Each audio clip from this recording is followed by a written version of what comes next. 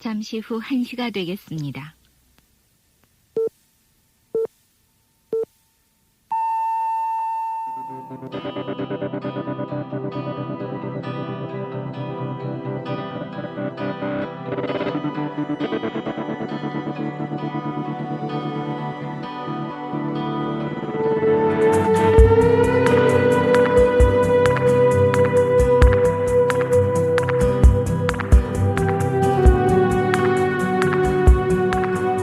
(5월 13일) 국가안전과 공공질서 수호를 위한 대통령 긴급조치 구호를 선포했습니다. 미풍양속을 해친다. 청소년들의 탈선을 부추긴다. 정부를 비판한다. 7, 80년대 기껏 만든 음악에 금지곡이라는 빨간 딱지가 붙던 대표적인 사유인데요.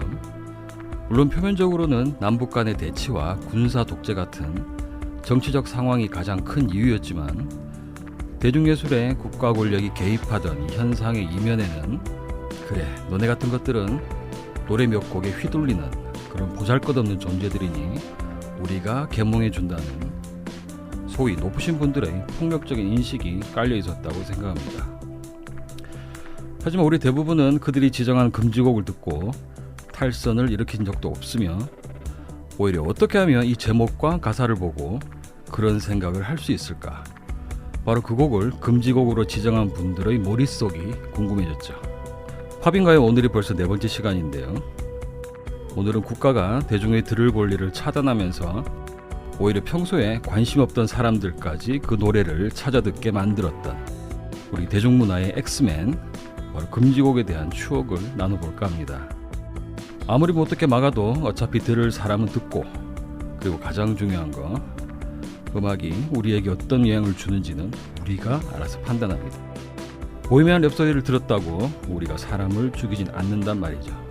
저는 노노라쿠스입니다.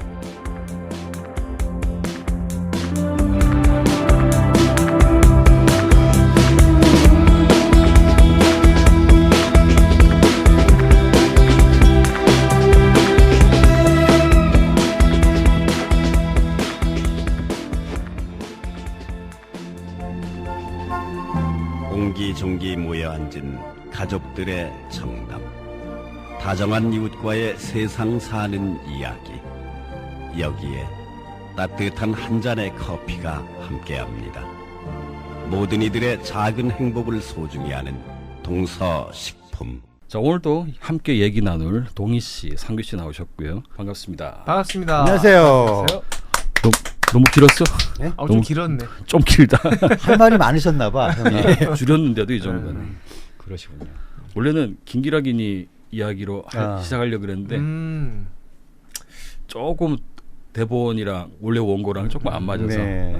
근데 군사 독재, 뭐 정권 비판 이런 얘기가 많은 거 보니까 또 그것만 있는 건 아닌데. 그렇죠. 아니야, 결국 근데? 얘기는 그냥 팝송 얘기할 거야. 그래?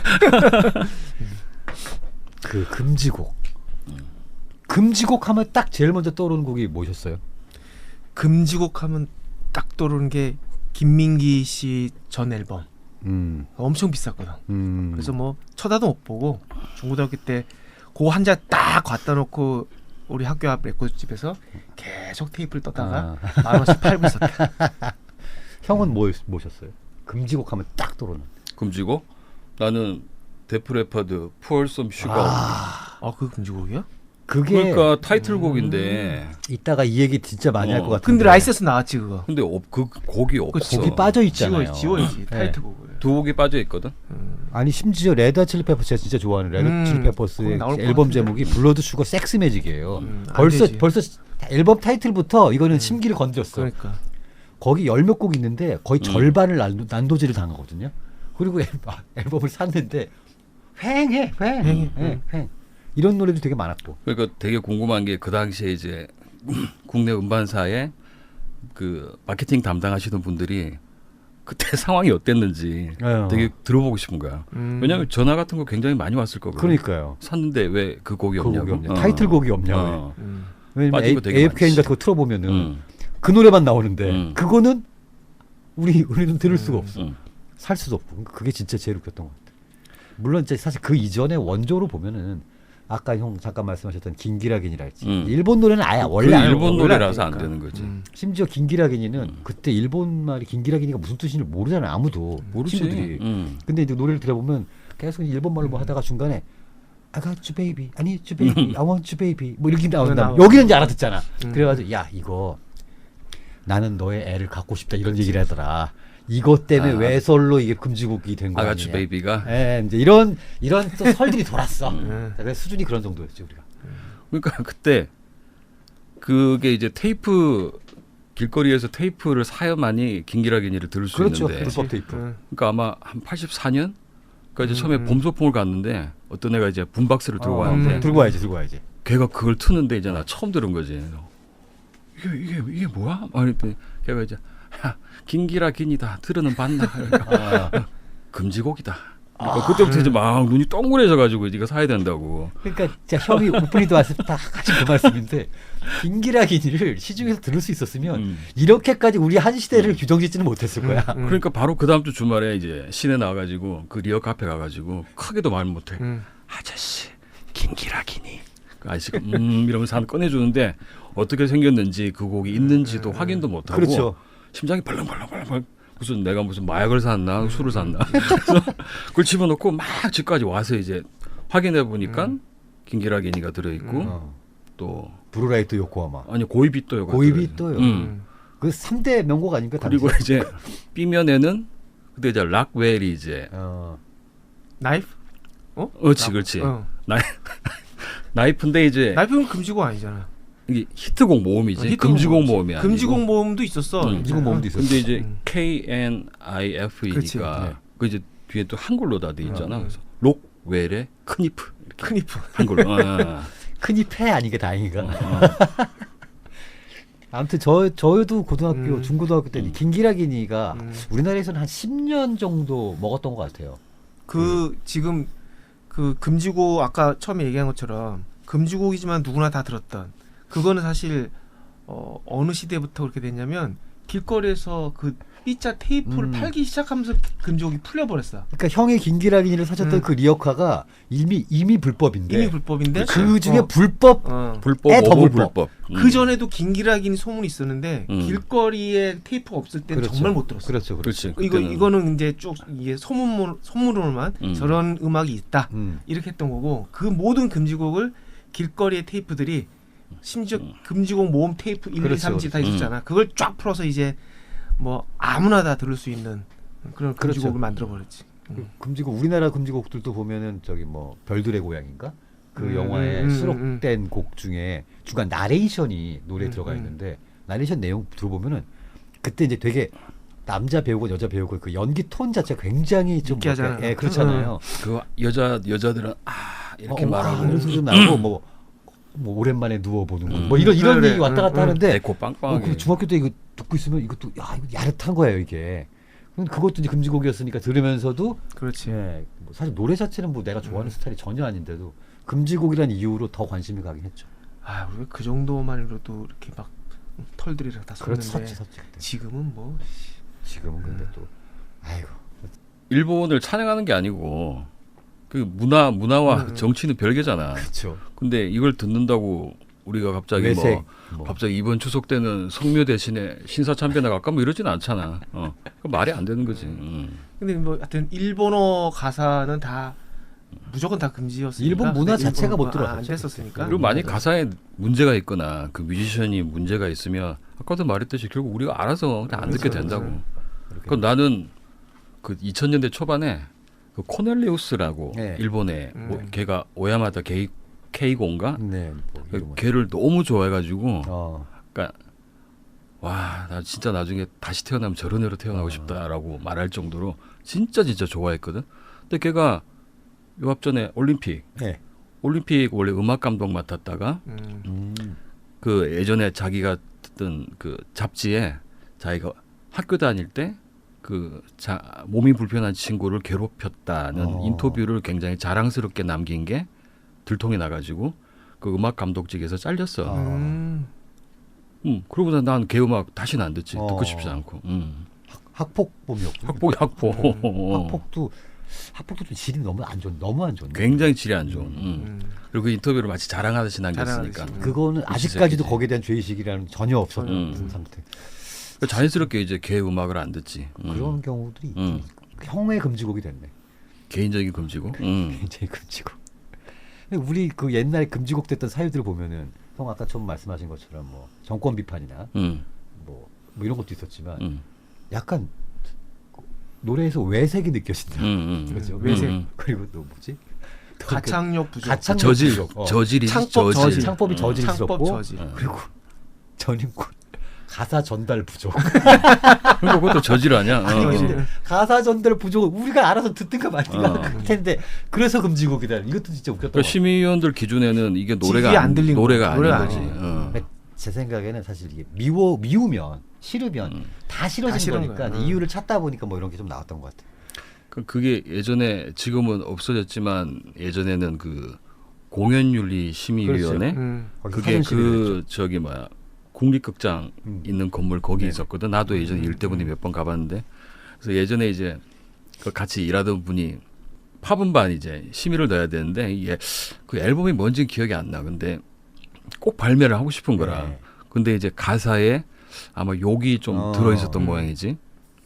그래서 이제 그걸 이제 좀 고쳐가지고 냈는데 그게 걸린 거야. 그러니까 앨범이 발매는 아마 못 됐을 거야. 네, 근데 네. 심의 과정에서 어떻게 찾았는지 그래서 그 친구가 불려갔대.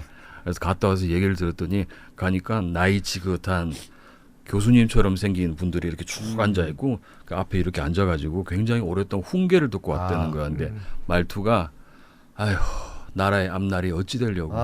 진심으로. 진심으로.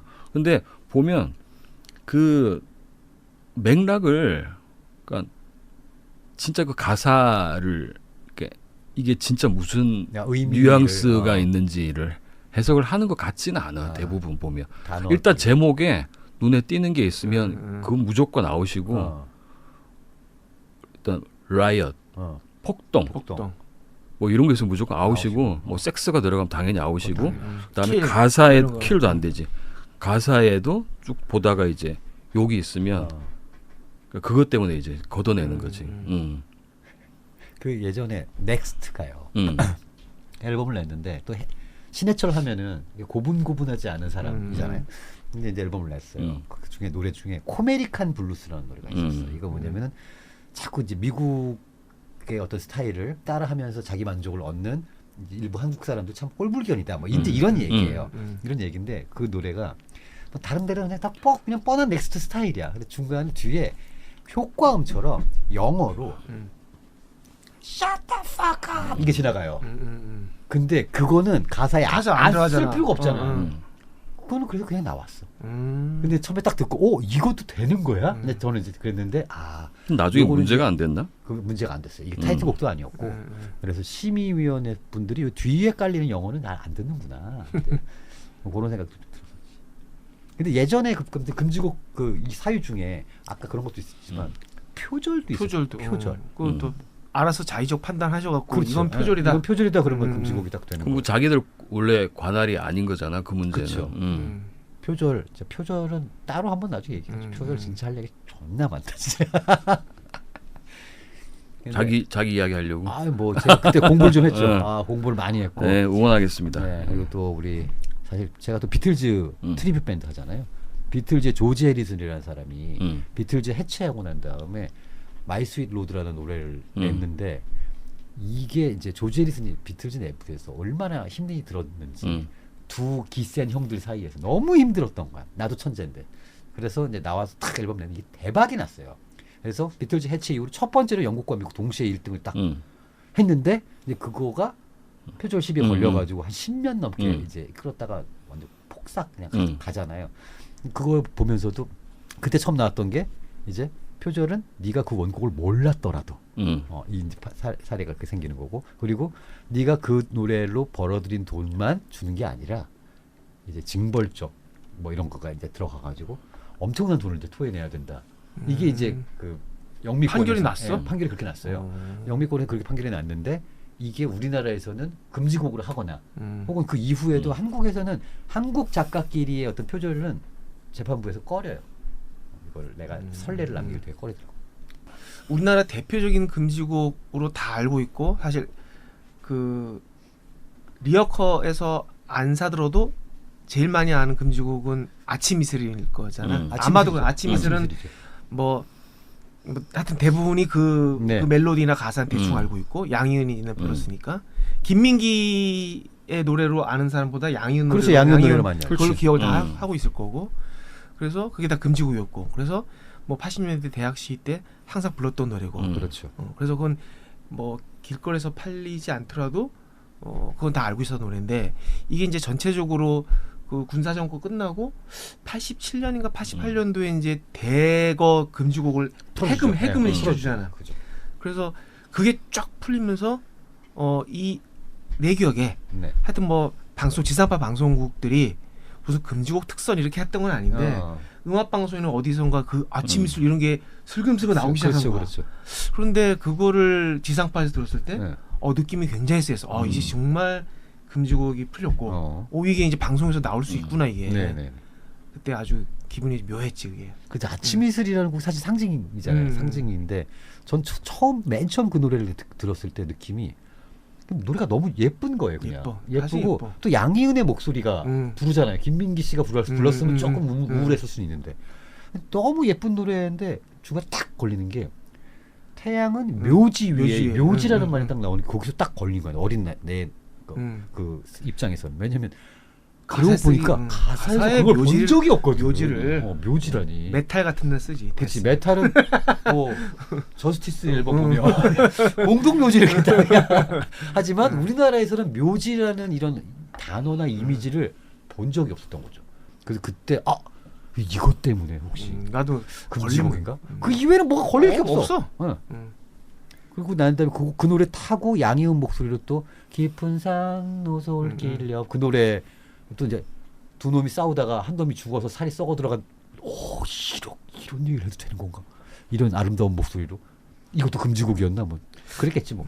근데 전후의 시체를 넘고 넘으면 금지곡 아닌데. 군가잖아. 군가는 돼. 군가는 되지. 전후의 시체를 넘고 넘으면 그 노래는 실제로 저 어렸을 때 그 여자애들이 고무줄하면서 맞아. 고무줄 노래야. 생각해보면 초등학교 1, 2학년 정도 된 8살, 9살 된 여자애들이 전후의 시체를 전후의 시체 이거 너무 무섭네. 너무 무섭네. 그래서 하여튼 87년인가 88년도 막 해금됐을 때 금지곡들이 지상파 나오고 라디오 나올 때 그게 참 기분이 묘하고 이제 우리나라도 이제 제대로 된 음반이 출시가 될 수 있겠구나 이 생각했고 그러면서 하여튼 아까 잠깐 얘기 나왔지만 그 특히 이제 국내 가요 금지곡은 아예 뭐 출시가 안 되니까. 근데 이제 해외판들은 특히 뭐 락이나 조금 뭐 포크 중에서도 사회성 담긴 친구들 거는 이제 금지곡이 많은데 그렇죠. 신보가 나왔어. 그럼 이제 여기서 뭐 한 곡 내가 많이 편집자고 그 기획자라면 한 곡 정도는 드러내는 게 문제가 안 되는데 내가 알고 있는 판 중에 보통 한 A면 B면에서 8곡에서 10곡 담긴다 치면 한 3곡까지 금지곡이 있는 게 나온 걸 봤거든. 그럼 사실 그건 거의 쓰레기지 뭐. 3곡 빠진 거. 그렇죠. 3곡 빠진 거를. 근데 이제 A, B면 배치도 달라져. 그지? 배치 달라지고 그 백판을 구해서 이렇게 딱 보면 이게 판에 이렇게 고래 이렇게 그 밀도 따라서 이 색이 이렇게 비춰보는 게 다르거든. 이게 달라. 그러니까 쭉쭉 늘려놔. 어차피 뭐 그 상곡 빠졌다고 해서 뒤에 브레이크가 이렇게 넓을 수는 없으니까 그걸 이렇게 늘린 것 같아. 그러면 내가 제조 공정 잘 모르지만 원래 들어왔던 그 마스터링 금연 같은 이게 넘어오는 건지 아니면 뭐 테이프 넘어오는 건지 모르겠지만 한국에서 빠진 거를 하려면 다시 아마 그거를 제작을 했을 거고. 그랬었어야겠네요. 그러면 이게 뭐 라이센스 중에서도 음질이나 이런 데서 차가 좀 많이 낮지 않았을까? 뭐 이런 그냥 혼자 내피셜. 오히려 더 좋아졌다. 좋아질 수도 있고 여기서 금형을 만들었기 때문에 이 골이 이 빨라지면 더 좋긴 하는 건데 어쨌든 원판에서 훼손이 좀 생기지 않았을까? 그럴 수 있겠다. 그럴 수 있겠네. 그다음에 자켓 저번에도 한번 얘기했지만 자켓 일러스트하는 그 지우고 다시 쳐놓고 그거 얼마나 감쪽같이 하느냐. 근데 다 눈에 보이는데. 그러니까. 딱 보면 어디 지원지 다 보이잖아. 그러니까 최악은 벤 헤일런의 1984고 맞아. 그 손 담배. 담배. 그렇죠. 근데 그것도 진짜 담배가 아니야. 담배 사탕이거든. 아 진짜로는 말보로 아니야. 아니 원래 그러면 사탕인 거야 그러면? 그 원래 미국에 응. 그 시가 캔디라 그래가지고 네. 아, 담배랑 똑같이 우리 생겼는데 담배 껌이 있었잖아 옛날에. 그러니까 애들이 먹는 응. 그런 거야. 아 그래. 그래서 실제 모델 꼬마애가 있고 응. 걔한테 그 캔디를 주고 걔를 이제 극사실주의로 그 에어브러시로 그린 거야 걔를. 근데 뭐 그런다고 그게 네. 통하나? 나만 해도 그 벤 헤일런 그 유튜브 만들었는데 그게 무슨 문제가 있어서 영상이 내려가진 않았지만 노출이 굉장히 안 되게끔 지금 설정이 되어 있거든. 네. 왜? 그 이유는 거기 이제 어린 그 앨범 자켓에 대한 이야기를 했기 때문이지. 근데 내가 담배가 아니고 뭐 이야기를 해도 아마 비주얼 면에서 그게 걸리나 봐. 어쨌든 그 라이센스의 커버는 아주 최악이었지. 이게 근데 또 웃긴 게 그런 게 있어요. 이를테면은 뭐 아까 방금 말씀하신 것처럼 벤 헤일런 그리고 뭐 레드 칠리 페퍼스, 데프 레파드 사실 진짜 뭐 락앤롤 호로 페임에 헌액되는 사람들이잖아요. 그런데도 불구하고 우리나라에서는 사실 그 심의하시는 분들 입장에서는 뭔데 이거는 뭐 이제 이렇게 볼 수 있는 입장이잖아요. 그렇지. 그런데 마이클 잭슨은 그렇지가 않잖아요. 마이클 잭슨 배드 음반 딱 나왔을 때 짜잔 짜잔 짜잔 짜잔 띵두두두두 이렇게 나오잖아요. 첫 번째 가사가 Your butt is mine이잖아요. 네 엉덩이는 내 거야. 이런 거는 못 건드리는 거예요. 근데 또 마이클 잭슨이니까. 그 약간 그런 게 있는 것 같아요. 왜냐면 마이클 잭슨 음반은 이게 딱 나오면 국내에서 진짜 이게 그거잖아요, 그치. 진짜. 그리고 이게 몇 년, 5년 만에 나왔던가요, 그게? 그죠. 거의. 드릴러 이후에. 그래? 전 세계가 기다리고 있었던 마이클 잭슨 최 히트. 만약에 문제가 있었으면 뭔가 또 음반사랑 조정이 있었겠지. 그럼에도 불구하고 그렇게 따지면 프린스의 금주고 유명한 거 있죠. 그 넘버원 했던 거 하시니까 너무 오래돼갖고. 뭐 되게 많지. 프린스 중에 금주곡이 있는데. 달링 니키도 있고 렛츠고 크레이지. 렛츠고 크레이지가 빌보드 계속 1, 2인데 네. 우리나라에서 1인데 계속 없어. 올라오고. 판에서도 빠졌고. 그다음에 프린스 정도는 괜찮았나? 프린스가 그래 그래서 프린스는 좀 씌워도 되나? 뭐 근데 실제로 거고. 지금도 보면 마이클 잭슨이랑 프린스의 위상의 차이는 우리나라에서는 그치. 유독 크잖아요. 크지. 유독 크죠, 진짜. 그다음 조지 마이클. I want your sex. I want your sex. 그거 금지곡이었지. 금지곡이. 그러니까. I want you sex는 진짜 저희가 그때 이제 그 조지 마이클 앨범을 딱 사가지고 반에서 팝 좀 듣는다는 애들끼리 했는데 한 놈이 야 너네 여기 금지곡 하나 있어 빠진 거 알아? 그렇지. 내가 어저께 AFK에서 봤는데 노래 제목이 I want you sex야. 애들이 뭐? 졸라 듣고 싶지. 그래가지고 그거 찾는다고. 근데 그걸 뭘 어떻게 찾을 수가 없잖아. 근데 그 노래는 실제로도 가사 자체가 이제 그거죠. 예. 현지에서도 섹스 문제가 이러잖아. 될 만한 포인트고. 근데 예를 들어서 프린스의 렛츠고 크레이지는 그러니까 내가 생각해 보면 그거야. 가사의 내용은 별거 없을 것 같은데. 아니 하느님을 찬양하는 거야. 아 진짜? 찬송가야? 사탄을 물리치고 그러니까 이제 프린스가 표현을 좀 그렇게 해서 그렇지 그 가사의 내용을 보면 그런 거거든. 근데 이제 분명히 그 미쳐버리자라는 크레이지라는 단어 때문에 그래. 분명히 이게 금지곡이 됐을 거거든. 네. 크레이지 러브 이렇게 했으면 괜찮았는데. 렛츠고 명곡이잖아. 그럼. 그렇지, 응? 그렇지. 렛츠고 크레이지니까 다 같이 미쳐버리자 그러니까 안 되는 거지. 그 네. 예를 들면 스트리트 오브 파이어 OST도 금지곡이 3곡이나 있거든. 그래? 그러니까 이제 나 가장 몰랐어. 중요한 노래는 영화의 엔딩에서 다이안 레인이 공연할 네. 때 나오는 그 노래. 그 노래 아니 그 금지곡이- 타이틀은 금지곡 아니잖아. 아니 그러니까 노웨어 페스트는 노웨어 페스트. 금지곡이 아닌데 그건 영화 초반에 나오고 끝날 때 약간 락 발라드 같은 노래 하나 그래? 더 불러. 나 제목이 몰랐어. 길다. 근데 아무튼 그게 금지곡인데 그 안에 보면 그것도 별 내용 없어. 근데 가사에 제목에는 문제가 된 단어가 없는데 가사에 레벨이라고 있어. REVEL인데 그러면 그게 흥청망청 막 이렇게 막 술판을 버리자 이런 거잖아. 그래서 난 두 가지로 생각해 봤거든. 나도 만약에 지금 무슨 말인지 알겠다.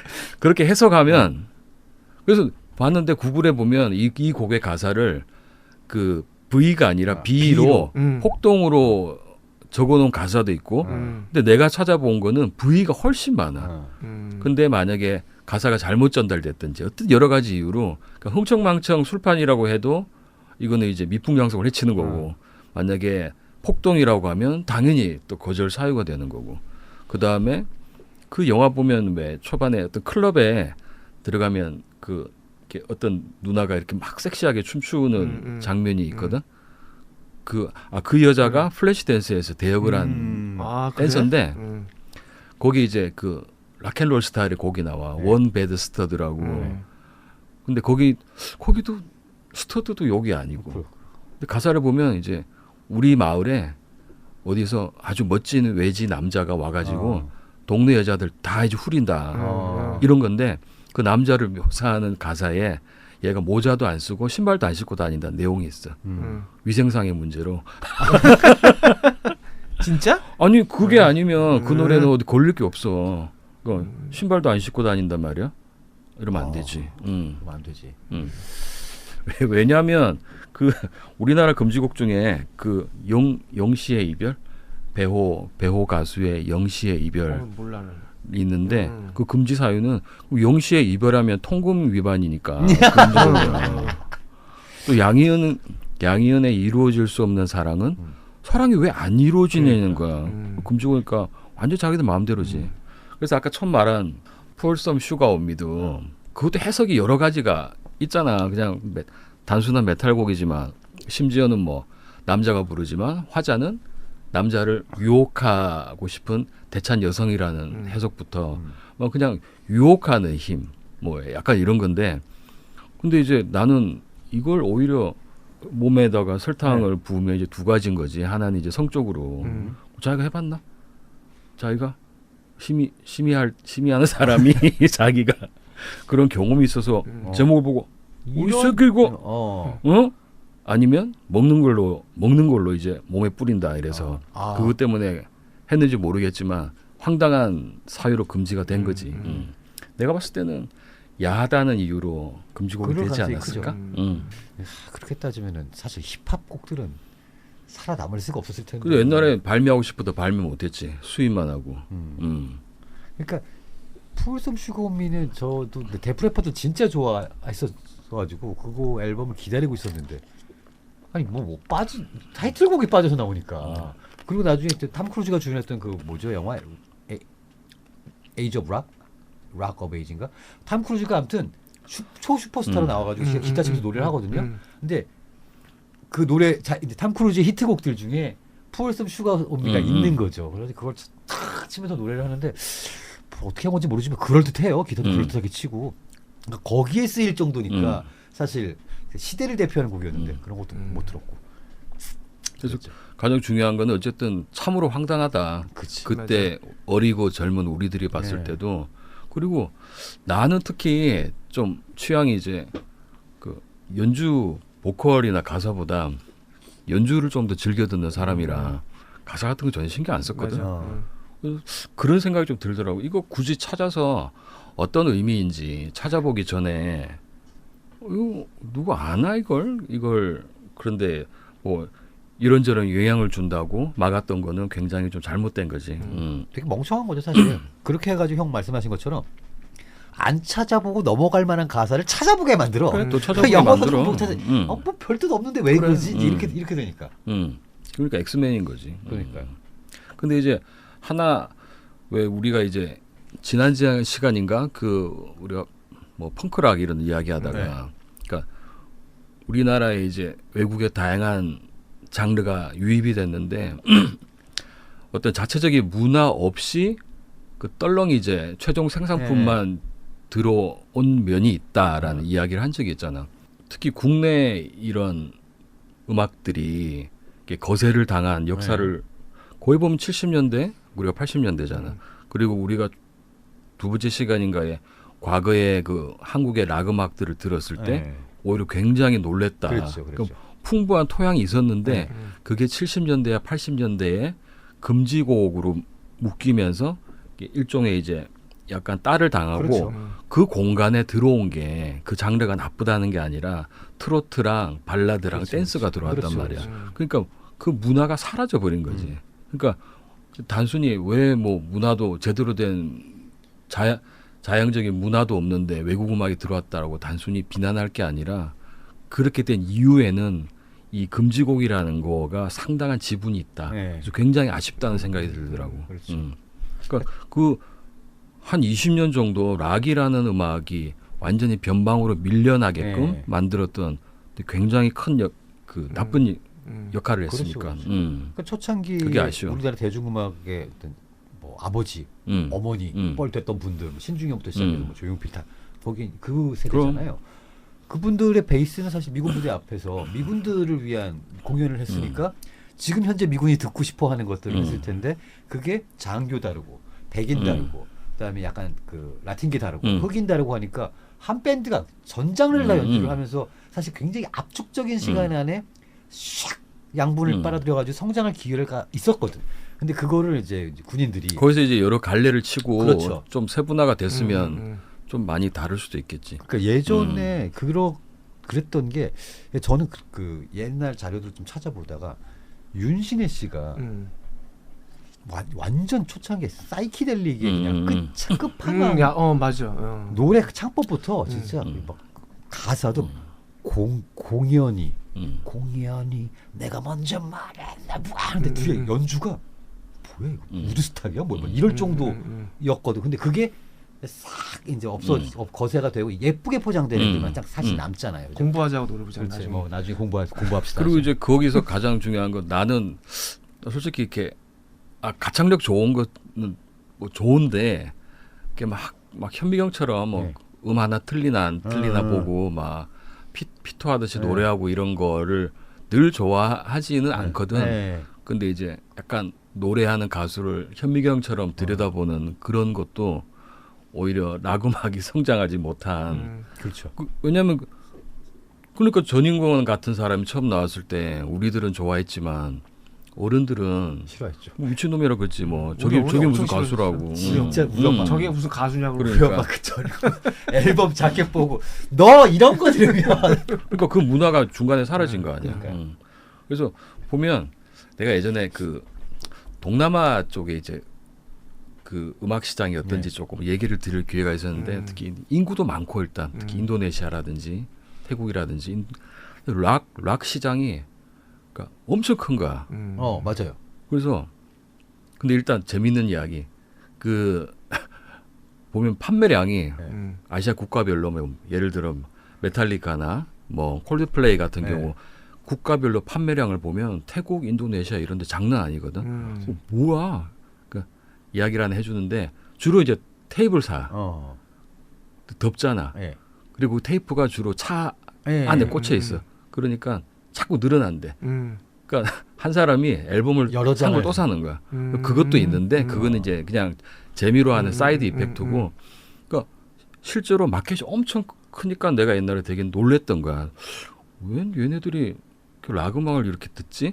근데 다시 반대로 생각해 보니까 걔네들이 큰 게 아니고 우리가 작은 거야. 맞아요. 그러니까 다른 장르는 많이 발전을 했는데 락만 유독 못 큰 거지. 실제로요. 태국, 인도네시아, 대만 이런 데 있잖아요. 그럼 우리나라 인디 밴드들이 그쪽으로 공연을 많이 가요.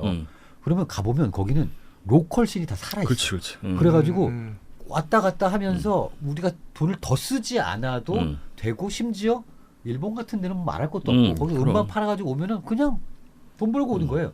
근데 우리나라에는 일본 밴드 정도 유명한 일본 밴드 정도가 아닌 경우에는 이렇게 내한을 와가지고 클럽 공연을 하고 또 맞춰서 간다? 이거는 거의 불가능하거든요. 로컬 씬 자체가 너무 이제 이렇게 돼가지고 그나마 그것도 90년대 중후반에 잠깐 붐이 있었음에도 불구하고 지금 이런 거니까 그런 거죠. 근데 금지곡은 그래도 역시 또 그게 있었던 아까 아침 이슬도 그랬지만 이제 정태춘이라는 사람이 이게 또 빼놓을 수가 없는 사람이에요. 92년 장마 종로에서 이 양반 저는 원래 송창식을 나의 뮤즈로 타고 있었는데 이 두 분이 약간 결이 비슷한 데가 좀 있어요. 통기타이고 그리고 뭐 가사가 막 이렇고 음악성은 좀 다르지만 근데 대학 딱 입학을 했는데 다들 너 누구 좋아하는데 송창식이요 그랬더니 자기들은 다 정태춘을 듣는다는 거예요. 네가 송창식이라고 말했을 때 상대방은 주로 가나다라 마바사를 생각하고 그렇겠죠. 왜? 그래서 저는 정태춘 뭐 들어봤는데 아니 뭐 저는 근데 송창식이 더 좋은데요. 근데 이제 그거에는 노래 이외에 다른 의미를 이미 많이 갖다 놓은 상태였고 또 대학 가가지고 맨 처음에 듣게 되는 노래들이 사실 정태춘의 뭐 촛불이니 뭐니 이런 노래 듣다가 나중에 이제 소위 운동가요들 아침 이슬처럼 약간 말랑한 것도 있지만 이제 막 그때 나오는 거 있잖아요. 이제 지금까지도 불려지고 있는 단결 투쟁가부터 해서 민주노조 사수가 뭐 이런 쫙 나왔단 말이에요. 갑자기 학사주점에 그 술 냄새가 막 피어오르는 것 같네요. 그러니까 그 노래들은 사실은 금지곡이 아니라 아예 이 노래는 금지곡이 될 것이기 때문에 정식 유통을 하지 않고 각 서점을 통해서 불법 테이프들이 돌던 그런 곡들이잖아요.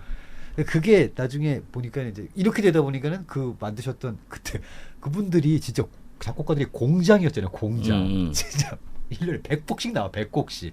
진짜 녹음 상태는 너무 정확하고 그리고 노래 다 똑같고 뭐 이런데 그분들이 이제 저작권 등록을 하나도 못한 거잖아요. 그렇지. 그래서 사실 그런 얘기가 있었거든요. 이게 그때 플레이됐던 게 저작권료가 만약에 징수되는 상황이었으면 이분들은 지금 다 재벌이다 진짜. 노래 부를 때마다 현장에서 부를 때마다 그렇죠. 로열티를 다 징수했으면 단결 투쟁가다 철의 노동자다 뭐 이런 노래면은 이걸 누가 노래방 책까지 체크하고 다녔었으면은 이거는 지금 뭐 사실 그렇지. 뭐 JYP니 뭐 이거 안 부럽다는 거지 사실. 그렇네. 야, 그럼 어떻게 보면 진정한 한국의 로우파이 그렇죠. 로우파이 인디네. 네. 그러니까 그때 당시 이제 대학가의 어떤 이제 불온서적, 그다음에 불법 테이프. 그때 그 저기 뭐야 악보집 가방에 있다가 그렇죠. 그 불신 검문에서 나오면 닭장차 타야 됐잖아. 그러니까 책도 다 이렇게 서점에서 커버를 싸주잖아요. 이렇게 안 보이게. 그래서 뭐 이제 마찬가지로 테이프도 이제 안 보이게 이렇게 이제 하시고 그랬었는데 그런 것들을 또 마찬가지로 우리가 처음에 금지곡에 하지 말라니까 궁금한 거 있잖아요. 그러니까 더 듣게 된 거고 더 집중을 했었던 것 같아요.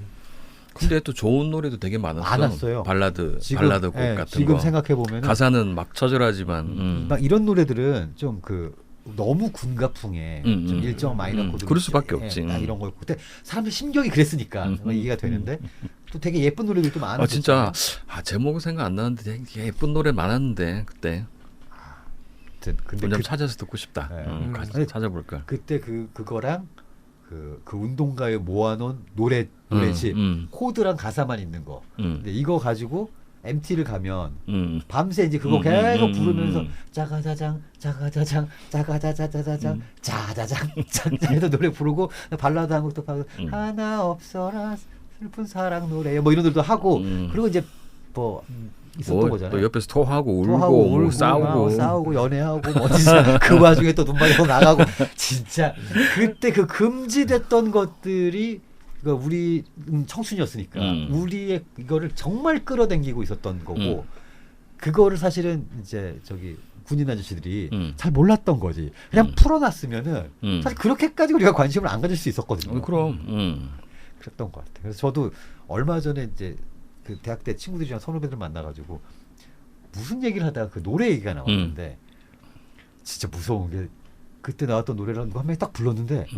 이제 예전처럼 자동 재생이야. 이건 안 되니까 조그만 소리로 가사를 다 부르고 있는 거야 진짜. 그래서 야 이렇게 세뇌당하는 건가? 뭐 이런 생각도 들고 노래가 좋아서 그런 거야. 아니면 그때 몸에 밴 거지. 그때 20세 때 우리는 지금도 사랑하는 거야 뭐야? 말하면서 조용히 하면 되잖아. 소리 안 내고.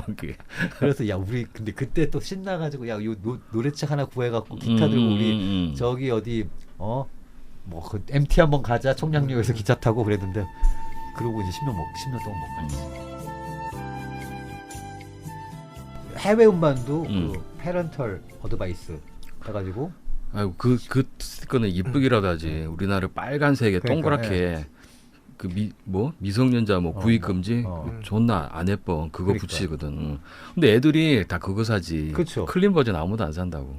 그거 그렇게 돼 있는 거 연령 그 이외에는 예전에 사전 심의 제도가 있었던 거는 그냥 국가 기관이 아예 이 컨텐츠는 어떤 형태로도 우리나라에 유통할 수 없다.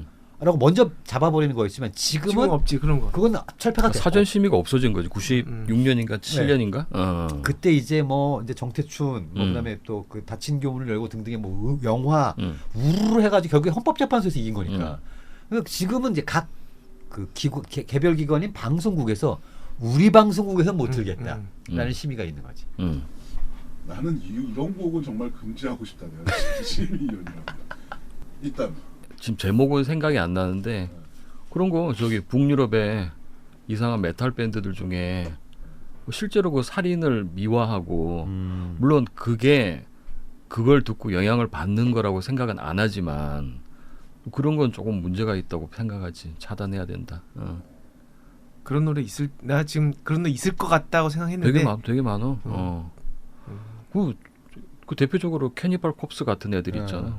그건 옛날에 심의 관련해서 엄청 크게 한번 문제 터졌지.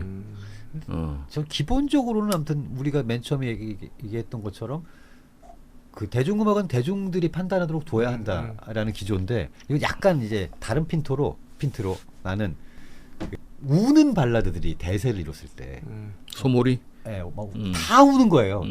그때 이거를 다 금지시켜? 어떤 군인 하나가 쿠데타를 해가지고 정권을 장악해서 한 1년 정도만 울지 말고 법적으로 우는 발라드 금지.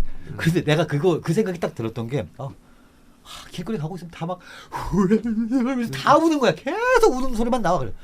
진짜 개짜증나 가지고 막 이렇게 갔는데 어느 집 앞에서 힙합이에요. 랩인데 랩으로 울면서 하는 거야 이 새끼가. 그런데 우리나라인데. 네, 그래가지고 이러면서 뭐 랩을 그래서 나 그때 너무 화가 나가지고 그래서 그때 밴드 애들이랑 모여갖고 우리 그 공연하거나 하고 음반 하나 같이 옴니버스로 내자. 그래서 프로젝트 제목이 뚝이었어요. 뚝 있잖아. 그만 좀 불어라 씨. 그래서 했던 적은 있었지. 근데 성규 형은 의외네요. 표절 12곡은 금지곡 해야 된다. 뭐 이렇게 나오잖아. 그거는 이제 금지가 아니라 그건 이제 돈으로 그렇지, 돈으로 엄벌하면 되지. 그래서 이제 그런 얘기가 있잖아요. 뭔가가 표절인 것으로 보인다. 냅둬라. 계속 냅둬라. 유튜브처럼. 그냥 두는 거야. 계속 두는 거야. 그러면 걔가 그걸 이용해 가지고 벌어 놓은 게 있을 거 아니야. 그걸 가지고 와야지. 처음에 떨어져 보면 안 되지. 동의는 뭐 난 글쎄. 지금 이런 뭐 음반 시장에서 나오는 걸 금지곡 딱 할 뭐 그건 아닌 것 같은데 이제 아직은 벌어지지 않았을 것 같아요. 아마 있을지도 몰라. 근데 유튜브나 이런 데서 뭐 믹싱을 하거나 개인적으로 아까처럼 굉장히 그러니까 대중적인 배포를 위해서 만든 건 아니지만 그 개인 채널에 의해서 뭐 굉장한 혐오 그다음 뭐 이런 것들을 약간 음악은 아니지만 영상까지 해서 막 이런 콘텐츠 컨텐츠 자체를 이런 콘텐츠는 이건 좀 문제다. 그렇지.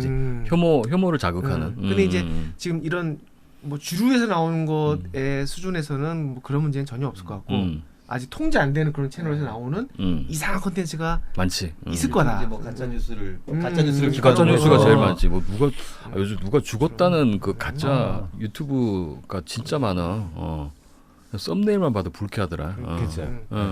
정말 불쾌한. 그러니까 표현의 자유를 긴장한 뭔 같은 그게 음악이든 영상이든 뭔지 모르겠는데 지금 사실 상당히 불편해. 상규야 정권을 잡아라 네가. 제가요? 해서 그러면 저희 발라드도 다 척결하고. 발라드 척결.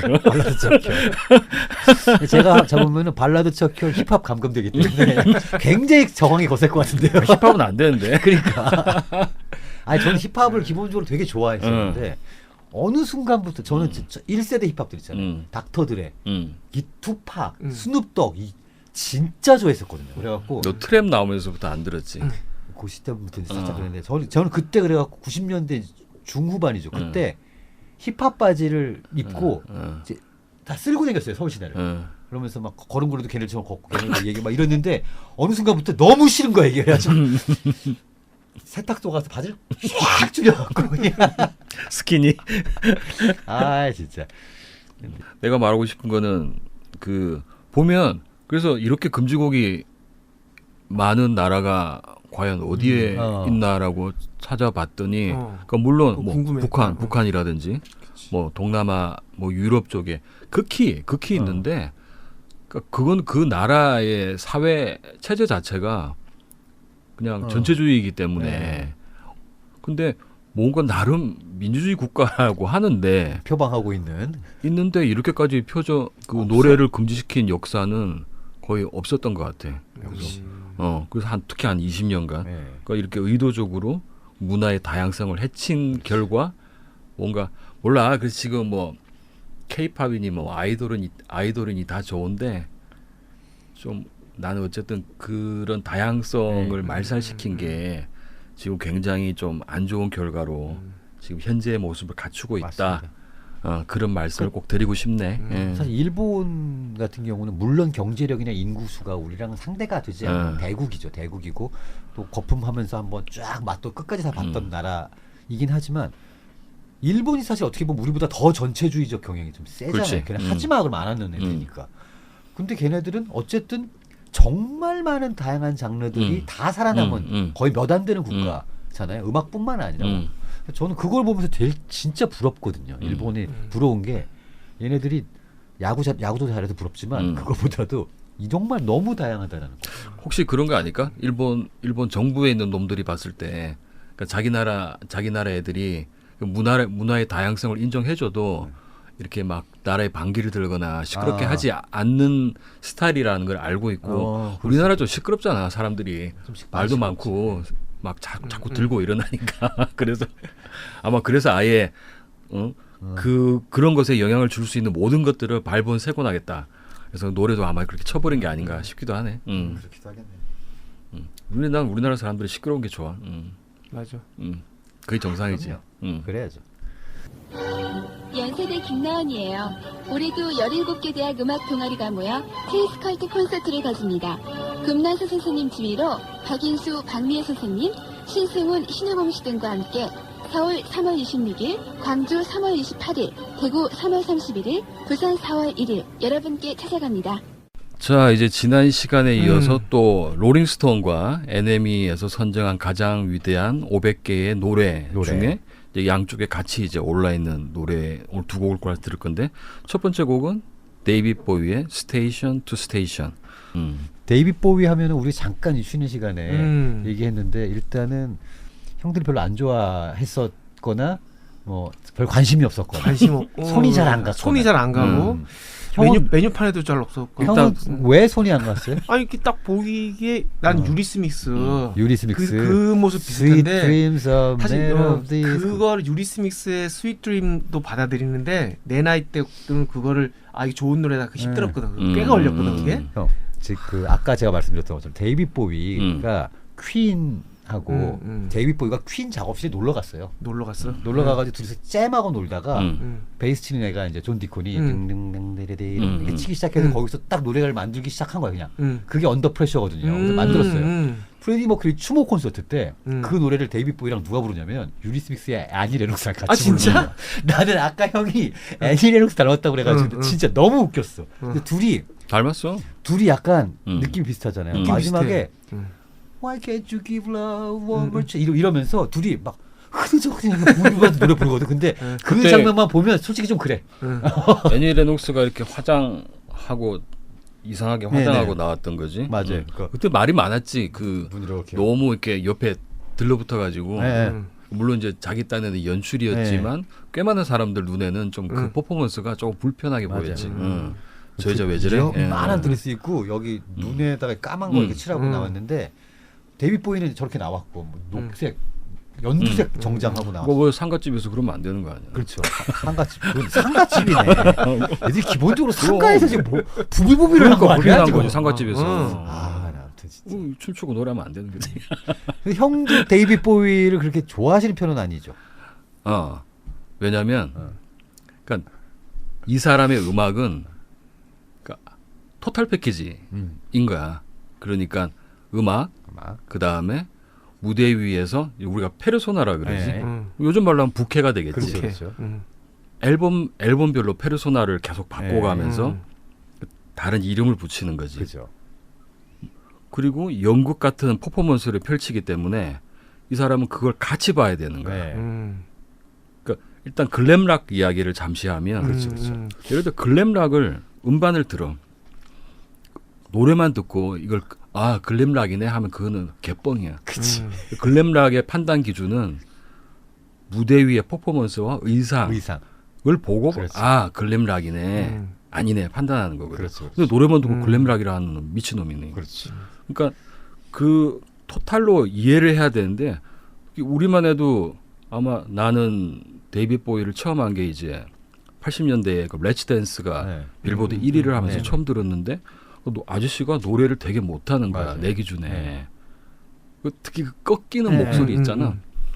그 노래는 멋있는데 하여튼 그 처음에 그 첫 단추가 좀 이상하게 깨져갖고 그런 물론 거 있어. 이 뮤지션의 이 이제 보유하고 있는 역사라든지 갖고 있는 의미라든지 그런 거에는 관심이 많은데 막 너무 좋아 막 이런 거는 좀 아직도 조금 좀 힘이 들어. 그 데이빗 보이는 형 말씀 맞다나 그런 어떤 글램락이라는 게 갖고 있었던 당시 패션과 그다음에 어떤 정신 세계, 또 음악 스타일.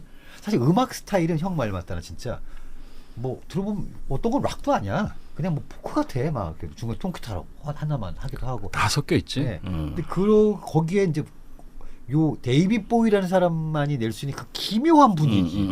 진짜 이 사람 맞나? 그러니까 실제로 그래가지고 왜 뭐 마이클 잭슨 이런 사람 죽으면은 그들의 행성으로 돌아갔다 뭐 이런 얘기를 많이 하잖아요. 근데 데이빗 보이는 진짜 갔을 수도 있겠다는 생각이 드는. 심지어 오드아이인데 이게 눈 색깔이 다르거든요. 근데 이거 그냥 태어나면서부터 달랐던 거잖아요. 사람은. 그러니까 그 거의 첫 번째 페르소나로 내세운 게 지기 스타더스트. 그렇죠. 근데 그 컨셉이 외계인이거든.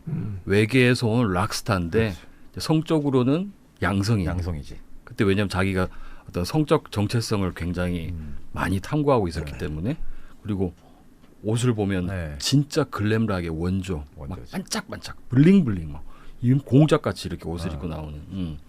심지어 그 사람이 그래서 외계인이었을 수도 있다. 네, 너무 이렇게 이제 마르고 또 길쭉하잖아요. 그러니까 이 사람은 이상한 걸 입혀놔도 말이 돼 또.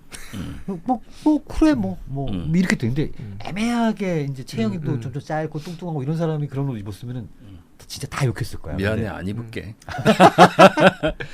그래서 저는 사실 스페이스 오디티 그거에서 약간 충격을 좀 받아가지고 이 사람 음악 존나 멋있네. 그랬는데 사실 더 관심을 갖게 된 거는 이제 그 프레디 머큐리 퀸과 같이 이 언더 프레셔를 만들었다라는 것 때문에도 이거 그러면 뭐 대단한 사람인가. 뭐 그래서 이제 좀 알아보게 됐었던 거지. 사실 처음부터 딱 그 자켓을 보고 그 얼마 되지도 않은 용돈으로 앨범을 사기에는 좀 쉽지 않은 사람이죠. 나같이 락 뭐 이런 그러니까 그 편식증에 걸린 사람한테는 다 사야 되는데 정말 힘들죠.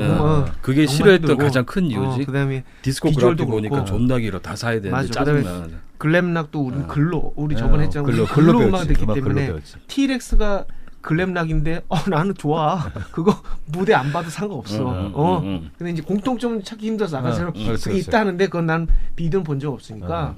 근데 이제 이런 사람은 음악은 좀 힘들었는데 내가 사실 작년부터 프랭크 자파도 굉장히 유명했는데 뭔가 다작이고 이렇게 뭐 세대 나눠서 이렇게 했는데 그거를 제대로 들어본 적이 없었거든. 근데 이제 쫙 이제 일집부터 한번 정주행하면서 그걸 찾아 들어보는 거니까 뭔가 뭔지 알 것 같고 막 이래. 그래서 그 느낌 있고 이번에 데이빗 보이 한다고 해서 지금 그 노래 링크된 거 딱 들었는데 사실 제대로 든 게 처음이거든. 아예 안 들었고 아예 이 데이빗 보이는 알지. 근데 아예 안 들었는데 딱 들었는데 이거 좋은데?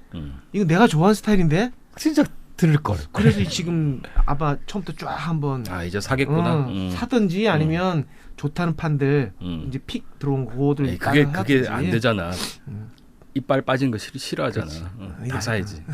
진짜 근데 남의 소비를 부추기는. 저도 데이빗 보이 막 정말 제일 좋아하는 뮤지션 데이빗 보이의 위험은 절대 아닌데 쭉 이제 음악을 이렇게 듣다 보면은 이게 한 놈인가? 라는 생각이 사실 좀 들어요. 심지어 그 프레디 머큐리 추모 공연이 제일 유명하니까 거기서도 이 데이빗 보이가 영국 음악계에 워낙에 영향력이 강했고 그리고 퀸하고도 굉장히 친했기 때문에 꽤 큰 무대를 쭉 가져가고 퀸하고 같이 연주도 하고 애들 다 올려가지고 여러 곡을 연주를 하는데 이 사람 노래 중에 히어로라는 노래가 있어요.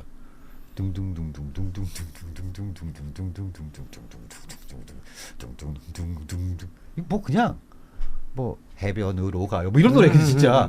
이 곡이 좀 유명해. 그래서 그 노래를 하고 갑자기 색스폰을 불어요 또. 아무튼 뭐 그리고 언더 프레셔를 부비부비하고 그러니까 이게 같은 사람인가 싶을 정도로 그 한 무대에서도 이제 자기가 다 보여주거든요. 그러니까는 형 들으시다 보면 미치지 집중이 안 되는 거거든. 그러니까 내가 볼 때 이 계열이 같은지 모르겠는데 그러니까 아무리 생각해도 자파랑 비슷한 것 같아. 프랭크 자파는 몇 장 모았는데. 그래, 그 판은 안 사고 이제는 이제 컬렉션 안 이제 안 사. 하니까. 아쉽다. 근데 그게 아쉬워요. 나도 프랭크 자파 살 수가 없어. 남이 돈 쓰는 게 즐겁잖아. 그렇게 해야지 그렇게 해야지. 그리고 아까처럼 색스폰도 불렀다 뭐했다 네. 도대체 뭐 이 포지션이 뭐야? 근데 그게 저도 저 스테이션 투 스테이션도 그렇고 스페이스 오디티도 그렇고 노래를 들어보면은 노래가 중간에 갑자기 팩 바뀌어요. 분위기가. 그러니까 팩 뭔지 알 것 같다니까 네. 지금 다. 팩 바뀌는데 또 그나마 또 괜찮아. 그게 또 뭐 괜찮은데 뭐 이렇게 되지. 데이빗 보이. 특히 이제 이 노래 같은 경우는 그러니까 딱 말 그대로 중간 기점에 있는 거야. 스테이션 투 스테이션 어떤 역에서 다른 역으로 네. 넘어가는 과정. 그러니까 이때는 또 컨셉이 The Thin White Duke라고 그 마른 그 창백한 공작, 듀크가 공작 말씀이죠. 이제 머리를 쫙 뒤로 넘기고 그 고급 수트를 그러니까 뭐 간지가 나겠지. 네. 입은 컨셉인데 이제 그거는 유럽 캐바레의 가수들을 이제 롤 모델로 삼은 거거든. 근데 이제 보면 이 앨범 이후에 얘가 브라이언 이노랑 베를린으로 가서 히어로, 네. 로랑 라저. 네. 그러니까 그게 이제 베를린에서 만들어진 3부작. 그렇죠. 하면서 음악이 또 약간 바뀌지. 그때 크라프트 베르크랑 텐저린 드램의 영향을 받아갖고 음악이 이때부터 확 바뀌어. 근데 그 이전까지는 아트팝이지. 그러니까 그렇죠. 그 적당한 상업적인 경계를 지키는 선 내에서 약간 프로그레시브적인 음악을 여러 가지가 다 짬뽕돼 있는 거. 그러니까 이 앨범은 딱 중간 기점에 있는 거야. 근데 제목도 딱 그래서 스테이션 투 스테이션. 맞다. 노래가 크게 보면 초반에 기차 소리, 네. 그 다음 파트가 있고. 약간 이전에 하던 아트락 같은 거고 그쵸. 노래가 갑자기 확 바뀌면서 약간 댄서블하게 맞아. 가거든. 그러니까 이제 자기가 기존에 해왔던 음악이랑 앞으로 이제 앞으로 할 음악을 갖다가 미리 다 보여준 거지. 특히 기차 소리 파트가 보면 기차 소리는 일단 샘플링을 한 거지. 네. 그다음에 보면 플랜저를 이용해 갖고 소리가 이렇게 윙 돌아가거든. 그런 것들이 이제 독일 전자음악 쪽에서 영향을 좀 되게 많이 받았고 가사를 보면 그러니까 영국 사람이니까 자기도 유럽 놈 아니야. 그런데 이 뭔가 특히 독일이라는 거에 이 당시에 좀 많이 좀 빠져들었던 것 같아. 그러니까 뭐 코카인도 맨날 퍼먹었다 그러고 특히 이제 이 앨범을 만들 때 그 유대교의 그 신비주의 뭐 교파가 있는데 클라반가 뭐 있어. 그러니까 오컬트나 그런 신비주의 종교에도 굉장히 많이 빠지고 그리고 가사에 보면 후반부에 유로피언 캐넌이라는 표현이 계속 나와. 그러니까 유럽적인 규범. 그러니까 뭔가 영국이 아닌 그러니까 그게 결국 독일 같은데. 그러니까 또 독일에 결국 베를린에 가니까 그러니까 독일에 대한 어떤 아우라에 완전 빠졌던 것 같은 게 이 사람이 여기서 이 앨범을 내고 나서 좀 굉장히 구설수에 올라. 그러니까 일단 그 데이빗 보이는 왜 저렇게 매번 다른 부캐를 쓰나요? 생각해 보면 크게 두 가지일 것 같거든. 하나는 그렇게 해야 매번 다른 그 창작적인 걸 보여줄 수 있는 거야. 그러니까 그런 걸 뒤집어 쓰지 않으면 너 뭐 왜 지난번에는 음악 이랬다고 이번에 이래. 근데 그거를 자기가 깰 수 있는 거지. 그리고 또 하나는 그냥 내가 혼자 생각한 건데 그 무대 위의 자신과 현실의 자신을 구분하기 위해서 일부러 더 그렇게 빠져들지 않으려고. 그랬을 수 있어요. 그래서 한 건데, 근데 이제 그게 여기서 한계가 드러나지. 왜냐하면 이 사람이 여기서 어떤 큰 실수를 했냐면 대표적으로 인터뷰를 하는데 히틀러는 국가를 무대에 올린 락스타다라는 말을 한 번 했고 또 하나는 만약에 파시스트가 영국의 리더가 된다면 우리나라가 좀 더 잘 살 텐데 약간 이런 말을 약을 많이 했구나. 진짜. 거기서 나중에 그리고 또 심지어는 그때 어떤 공연을 마치고 이제 어떤 역으로 들어오는데 이제 무게차에 타. 근데 이때는 이제 하도 이상한 말을 많이 하니까 이제 기레기한테 당한 거지. 그러니까 기레기의 참 유구한 역사를 알 수 있는데, 그러니까 데이빗 보이가 이렇게 있고 이제 저기 사람들이 있으니까 이렇게 손을 흔드는데 네. 여기서 그 사진 기자가 네. 사진을 딱 찍었는데 정직화 씨니까 이렇게 나올 거 아니야. 그다음 그 이제 NME에 낫지다. 물론 그건 이제 주변에서도 정도껏 해라. 그 저기 영상을 갖다가 멈추면 모든 순간이 나지식 그렇죠. 인사가 나오니까. 근데 자기가 그때 무슨 말을 했냐면 미안해요. 내가 코카인을 너무 많이 먹고 그 다음에 그 말을 해. 이 페르소나 때문에 나의 판단력이 흐려진 것 같다. 그러니까 이때가 내가 봤을 때 좀 정신적으로 육체적으로 굉장히 좀 위험한 시기였고 그렇기 때문에 나중에 무슨 얘기를 하냐면 자기가 또 사후 해석을 내려. 그러니까 뭐 가사는 노래 만든 사람이 해석 내리기 나름 아니야. 또 팬들이 듣고 우리가 마음대로 해석할 수 있고. 그렇죠. 그러니까 이게 실은 기차역이 아니고 다 교회 안 다니지. 안 되지. PD님 교회 다니잖아. 그 스테이션스 오브 크로스라고 있잖아. 그러니까 예수가 십자가를 지고 무덤에 들어갈 때까지 14장의 그림으로 표현한 게 있기 때문에 그러니까 그게 14장이라는 거야. 그림이 될 수도 있고 아니면 어떤 석판 같은 게 될 수도 있는데 이 노래는 이 앨범은 그걸 표현한 거야. 물론 이제 그 노래 가사 앞부분에 보면 그 유대교 신비주의에 나오는 생명의 나무와 관련된 용어들이 두 가지가 등장하긴 하거든.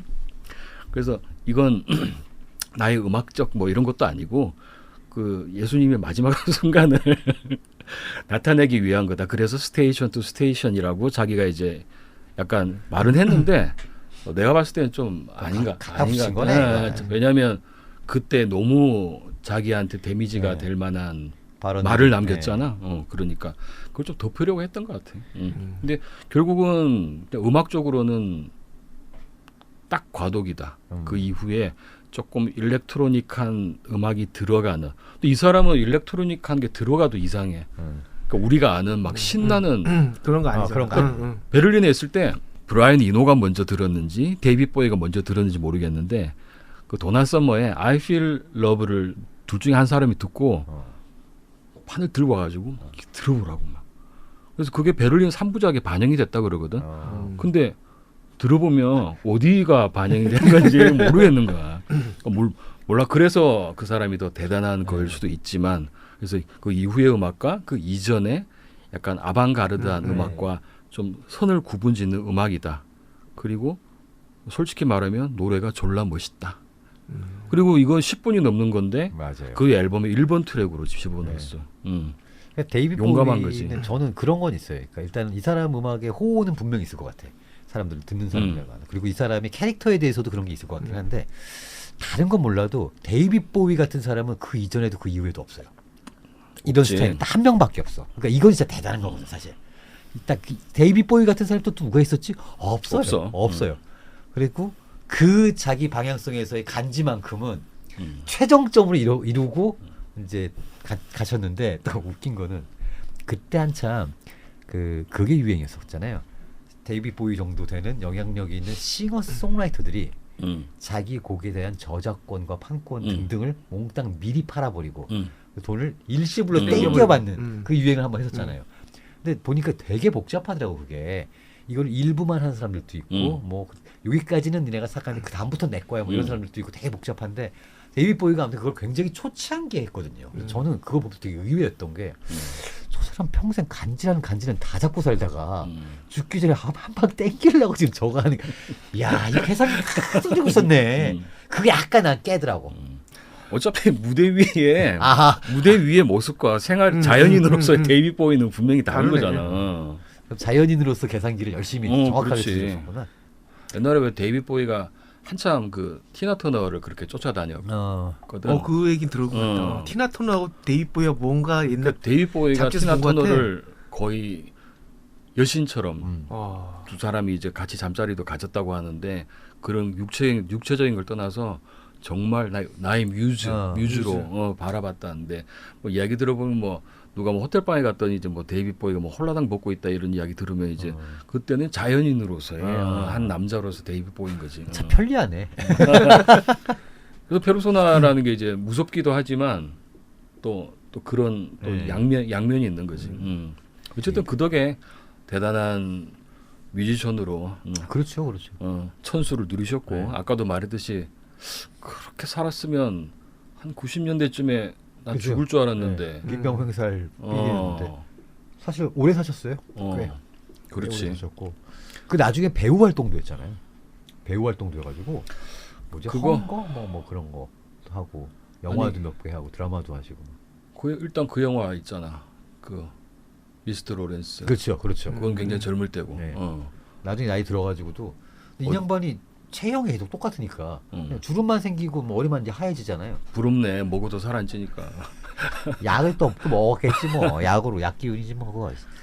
아니 그렇게 약을 하고도 그렇게 오래 산 거는 그러니까. 약이 좀 받는 체질인가 보지. 근데 이빨은 되게 안 좋아. 음. 사진 보면. 아무튼 데이빗 보위. 음. 저는 그거는 하나는 있는 것 같아요. 일단 이런 사람은 그 이전에도 이후에도 없었다.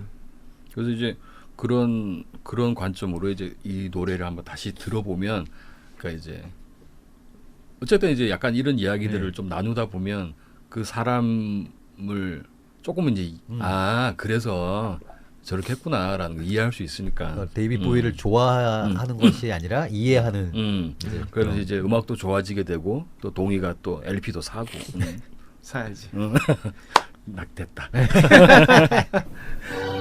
연세대 김나은이에요. 올해도 17개 대학 음악 동아리가 모여 K스컬트 콘서트를 가집니다.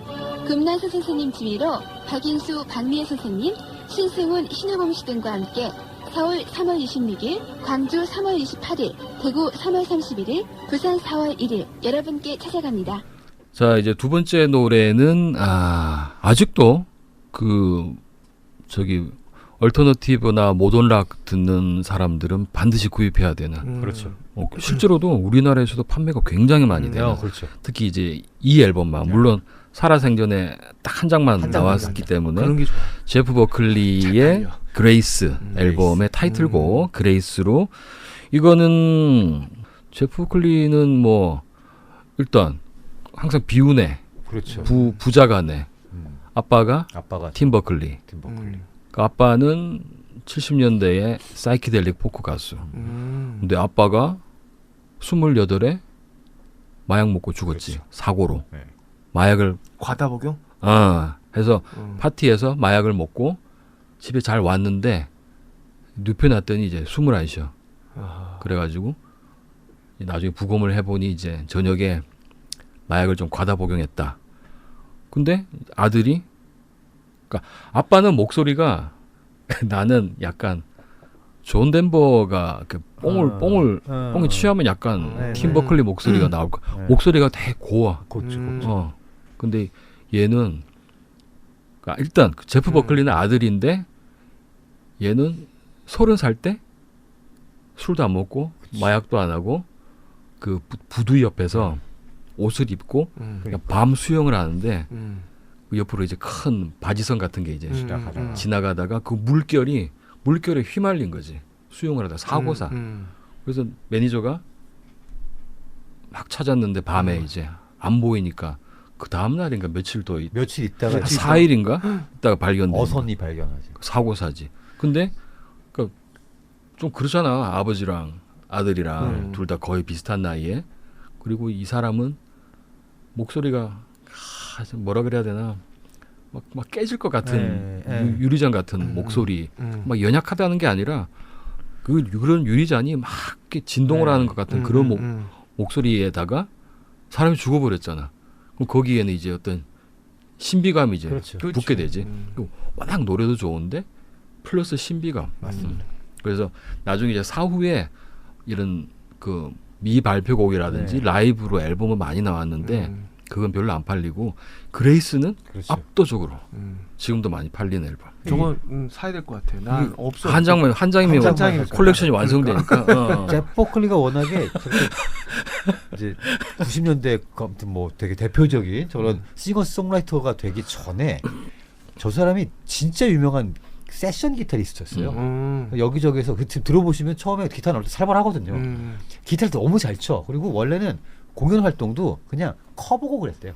돌아다니면서 커버곡만 하다가 그러다가 곡을 조금 좀 썼는데 아빠가 후광이 있으니까 그래가지고 그거 가지고 여러 군데에서 이제 좀 써보지 그래가지고 썼더니 노래가 좋아. 심지어 그래가지고 딱 한 장 낸 거죠. 진짜 한 장 딱 내고 그리고 아마 이사 갈 거예요. 캘리포니아 있다가 이제 떴으니까 자기는 들어가서 작업 뭐 하고 뭐 이런 데 하려고 어디 시골 갔는데 거기서 이제 옷 입고 수영하다 죽었으니까 이게 뭐야 이렇게 된 거죠. 근데 뭐 워낙에 할렐루야라는 노래가 제일 유명하긴 하지만 특히 우리나라에서는 이 노래도 보면은 그러게. 이 노래도 뭐 사실 이 노래가 이제 이 사람의 인생 대표곡인 거잖아요. 근데 이런 얘기가 있거든요. 90년대 너바나와 사실 경쟁 구도에 있었던 팀들은 많지만 그래도 펄잼을 많이 얘기를 하니까 근데 너바나와 펄잼을 놓고 사람들이 막 얘기를 하면서도 90년에서 95년까지는 사실은 그때 미국 음악을 대표하는 노래 1번이 스멜스 라이크 틴 스피릿 2번이 제레미 펄잼 이랬을 것 같아요. 근데 이 둘의 경쟁 구도가 완전히 무너지는 건 뭐 때문에 무너지냐면 커트 코베인이 죽어요. 끝이에요. 그럼 죽으면 끝이거든.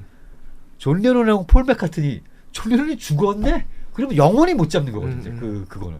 근데 제프 버클리 같은 경우에는 거기 한 장을 내고 딱 죽어버리니까 사실 이 사람은 어떻게 보면은 자기가 남겨놓은 음악적 성과보다도 더 이렇게 막 보이는데 저 사람이 그러니까 집에서 작업하면서 4트랙짜리 그 아날로그 4트랙짜리에다가 데모를 계속 만들었대요. 기타가 혼자 잘 치니까.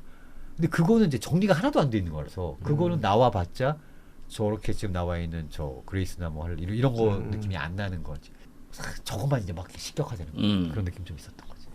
그래서 예전에 그 뭐 랩스터 이런 거 한저 이용할 때 그게 원본이 맞는지 안 맞는지 모르겠는데 제프 버클리가 약간 헤비메탈 같은 거 치는 그런 파일도 있었거든. 커버를 했다니까 뭐 다양한 걸 연주 했겠네. 잘하지. 그리고 세션 기타리스트는 모든 장르를 다 해야 되니까. 예. 그리고 제가 용역 기타. LA에 그 이제 우리나라도 다 음악하려면은 서울로 오잖아요, 그죠? 그리고 예전에 신중현 시대는 음악하려면 다 동두천을 갔어야 되는 거고 미군 부대 앞으로 가는 거고 그것처럼 미국 애들은 대부분 이제 세 군데로 가잖아요. 뉴욕, 내슈빌, LA. 그 사이에 잠깐 시애틀, 잠깐. 여기 이제 시장이 엄청난 시장들이 있으니까 여기에 난다긴다는 놈들이 다 모이는 건데 특히나 기타는 제일 흔한 게 기타니까. 웬만한 실력 갖고는 LA, 내시빌, 뉴욕에서는 밥 못 먹어요. 먹을 수가 없어요. 그러니까 거기에서 세션 기타리스트로 먹고 살았다. 그러면 이제 얘는 대단하네. 진짜 미친 놈인 거지. 근데 이제 재밌는 건 앨범에서 그렇게 그 기타를 좀 후리거나 그러지 않았다는 거지. 그렇죠. 그러니까 이게 그런 게 있는가 봐. 이제 드럼 치는 애들이나 베이스 원래 노래 안 했던 애들이 한때 이제 홍대 앞에 싱어송라이터 병이 한번 터졌어요. 전염병이 너무 심해갖고 코로나보다 거였어. 개나 소나 다 지가 싱어송라이터를 한대.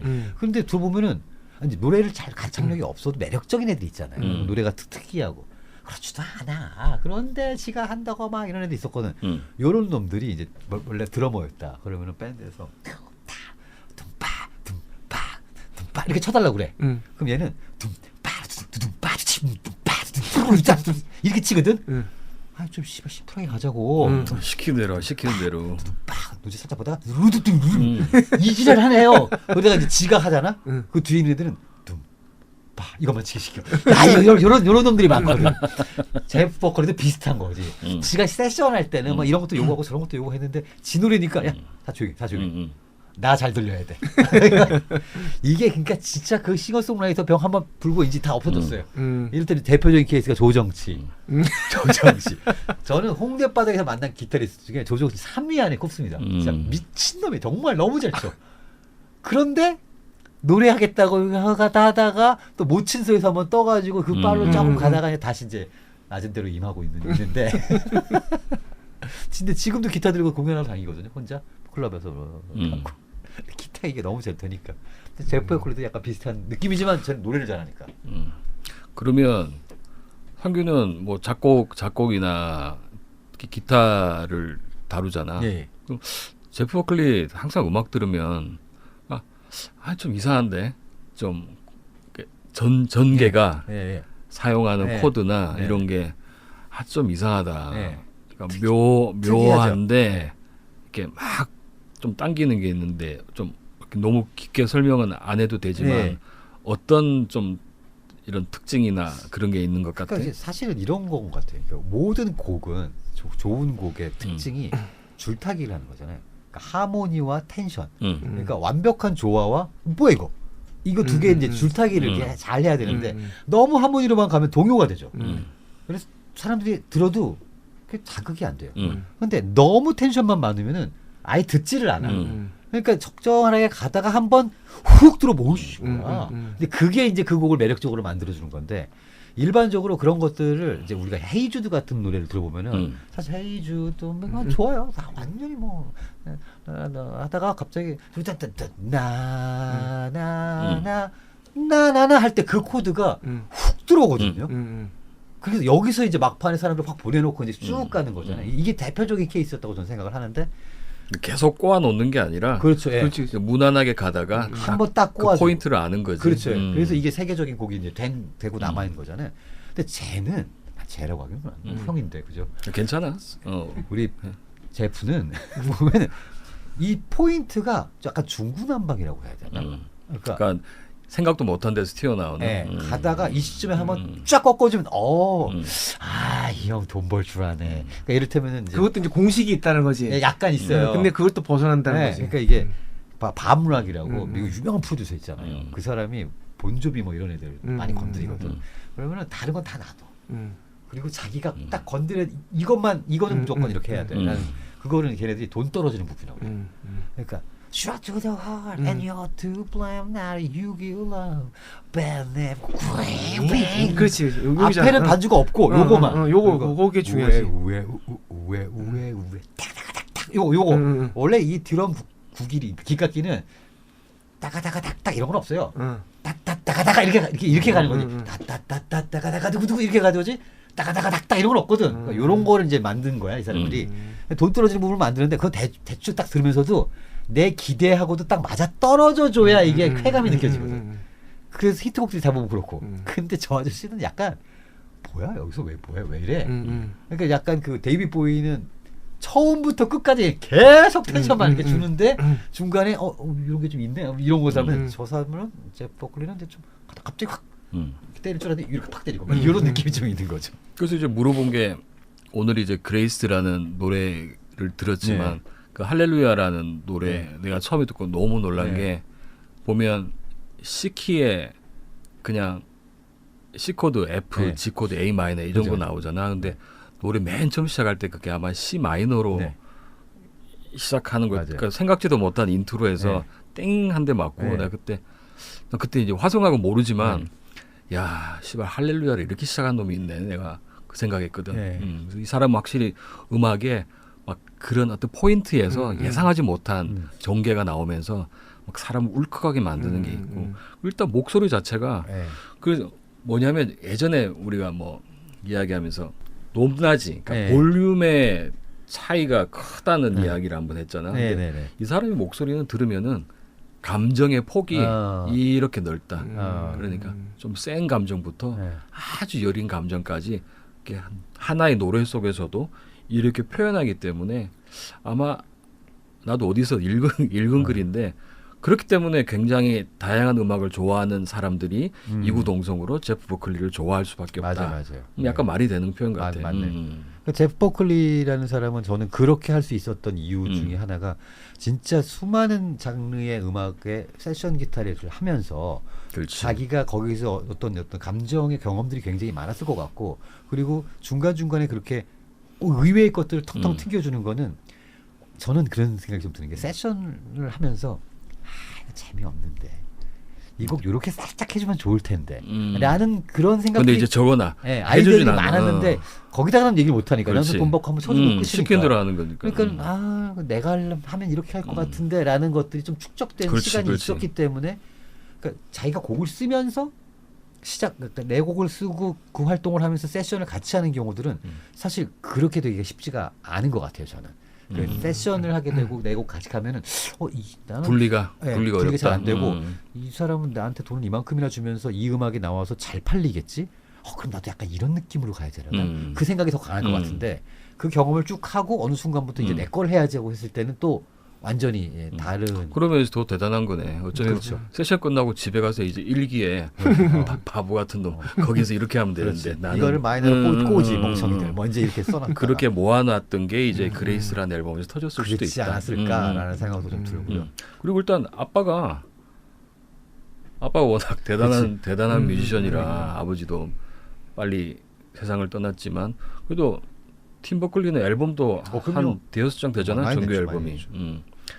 아이고 굉장히 좋은 환경에서 그 부자의 관계를 보고 있으면 저는 이소룡과 브랜든 리 같은 느낌이 들었어요. 그러니까 이소룡은 네 개의 영화를 찍었고 한 시대를 풍미하고 이제 브랜든 리는 사실 제대로 찍은 영화가 크로우 하나잖아요. 그 약간 그런 느낌이 좀. 그리고 둘 다 사실 되게 일찍 세상을 뜨고 불행한 부자고. 비슷하네, 네. 진짜. 그리고 몰라 그쪽 히스토리는 잘 모르는데 왠지 막 어릴 때 같이 놀아주고 막 그랬던 부자 관계는 좀 아니겠지. 아니었을 것 같아. 우리 선입견일 수 있어요. 우리 상상이야. 아버지가 찾아보지 않아서. 돌아왔을 때 어렸을 것 같았는데. 그렇죠. 어렵겠죠. 크게 뭐 교감은 그러니까 부자간에만 있지 음악적까지는 좋은 유전자만 물려받은 건가? 시기적으로도 28에 네. 거의 같은 나이에. 깨야 뭐 4-5살. 90년대 이제 초부 80년대 말부터 있었던 그 어떤 얼터너티브 뭐라고 우리가 불렀던 거기에서 되게 특이한 케이스인 것 같아요. 전형반은.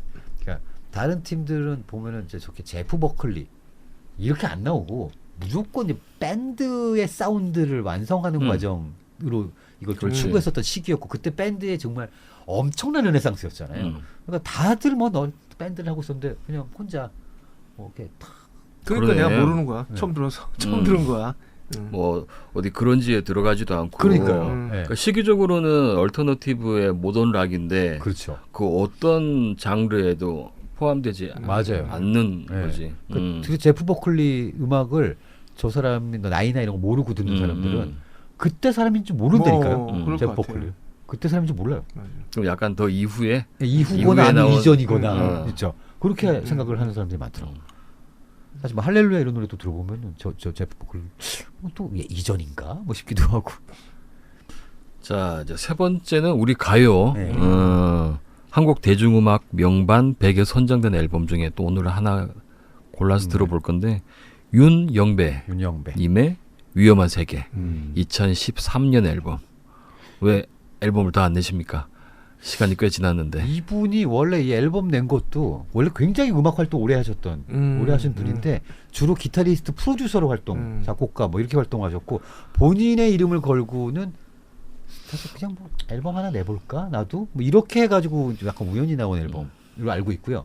그리고 이게 아마 이거 3집 아니야? 3집? 2010 네, 2013년. 13년 거잖아요 이게. 그러니까 대중음악 명반 100기 세 개 버전 있잖아요. 나는 나도 이런 게 있었다고 뭐 그러니까 뒷 버전에서 나온 네, 맞아요. 건데. 뒷버전 최신 버전에 들어간 거예요. 그러니까 그 이전에 이제 몇 개가 좀 탈락하고 이게 들어간 거죠. 그렇게 해서 저 들어간 걸로 알고 있고. 워낙에는 다 아시다시피 유재하가 이제 음악 경연대 출신. 이한철과 네, 같이 나가갖고 동상인가 뭐 받았을 거예요 아마. 그러면서 그때 이제 그 소위 푸른 곰팡이 이제 하나뮤직 계열 뭐 이쪽 사람들이랑 좀 친해지면서 그쪽에 어떤 뭐 기타도 잘 치고 약간 분위기도 막 그러고 그러니까 프로듀서 개념으로 이제 그쪽에서 쭉 어떻게 보면 이제 무대 앞에 서시는 것보다는 좀 뒤쪽에 있었던 분이고 저 분이랑 친한 사람 별로 많이 못 봤어요 저는. 또 홍대 음악하던 사람들도 그쪽으로 잘 안 오셨나 보다. 돌아다니면서 같이 이제 연주하고 뭐 이런 거는 좀 아니었던 것 같아요. 근데 좀 들어보면 아쉬운 게 좀 이런 스타일의 음반이 좀 꾸준히 계속 나와주면 좋은데. 그러니까. 또 현실적인 문제도 있으니까. 그럼요. 아니면 뭐 그게 아니라 또 아티스트 본인의 또 여러 가지 이유가 있을 네. 수도 있고. 근데 이 사람이 또 유명한 게 뭐가 있냐면 이제 자기가 딱 음악을 만들잖아요. 만들면 믹싱을 딱 해서 이제 딱 나오면 나중에 이 마스터링이라는 걸 하잖아요. 마스터링을 그렇게 싫어한다. 이 사람. 그래가지고 앨범에도 마스터링 전 버전, 마스터링 후 버전 따로 실어. 나는 마스터링의 이 이제 그 프로그램으로 요새는 하지만 예전에는 뭐 이렇게 테이블에 가야지 마스터링 하러. 스튜디오에 가는 거잖아요. 그럼 그 기계가 자기가 지금까지 작업해 온 거를 뭔가 표준화시키는 느낌. 그게 싫었다라는 거예요. 나 잘 모르겠던데 내 귀가 막히라 그런가. 차이점을. 아니, 그러니까 저는 이제 그게 표준화 되는지 잘 모르겠다는 거죠. 그러니까 뭔가 이게 마스터링을 하게 되면은 어차피 수많은 트랙들을 두 개 LR로 딱 쫙 조절해가지고 만든 게 이제 믹싱이잖아요.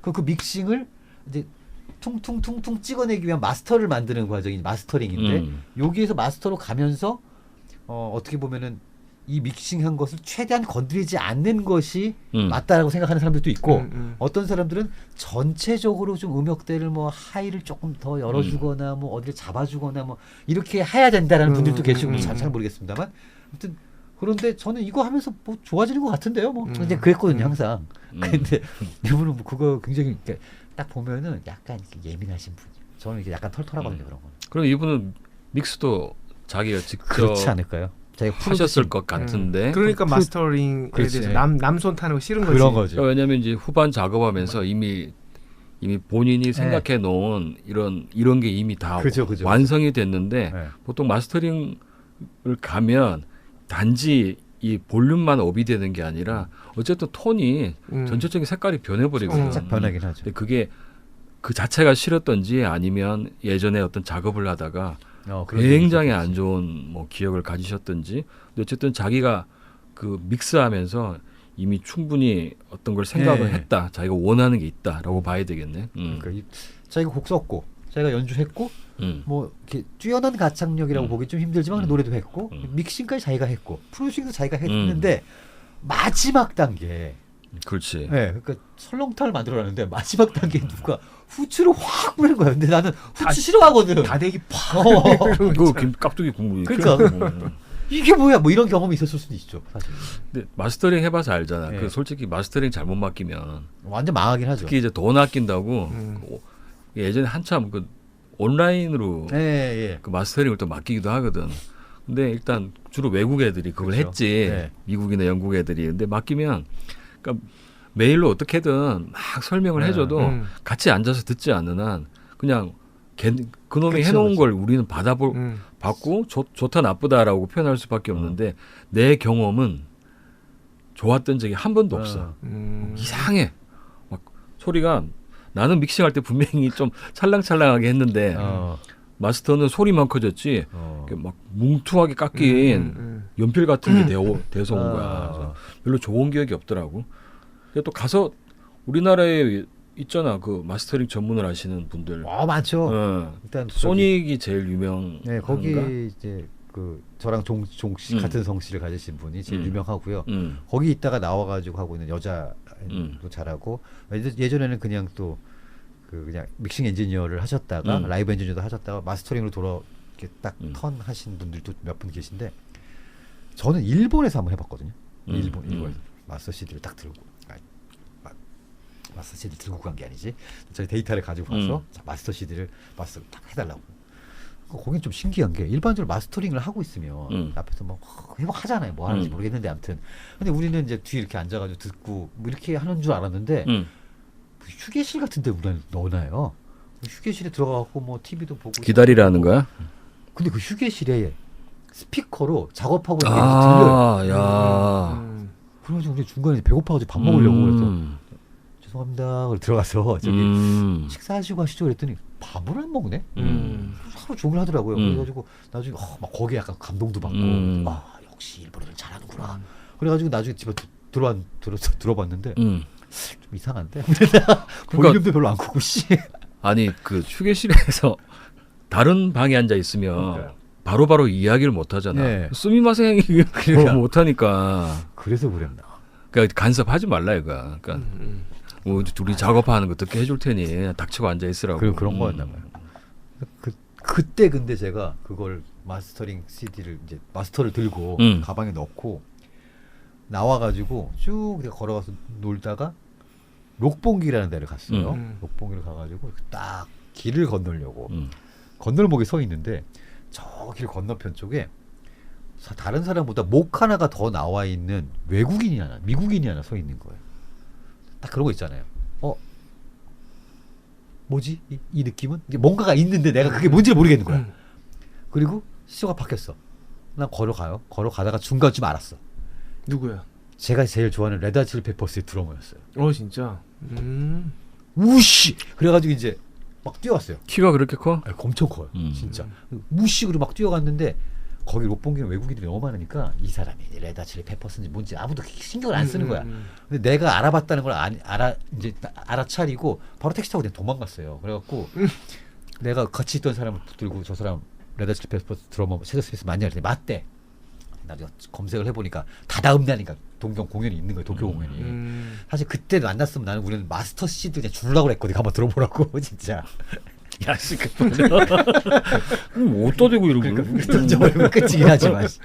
아무튼 그때 마스터링 하면 난 저는 그 기억이 제일. 그래도 좋은 추억이네. 네, 좋은 추억이었죠. 그때 막 얘기가 좀 엉뚱한 대로 엉뚱한 것 했지만 같지만. 윤영배님은 하여튼 마스터링을 별로 좋아하시지 않는다. 근데 그 정도 막 자기 취향 나오려면 더 음악 활동이나 음반 활동 좀 더 하셔야 되는 거 아닌가? 그러니까 그 양반은 보면 주로 프로듀싱을 하시니까 주로 프로듀싱. 혼자 한번 얘기 프로듀서로서 들어보고 봐야지. 싶네. 그러니까요.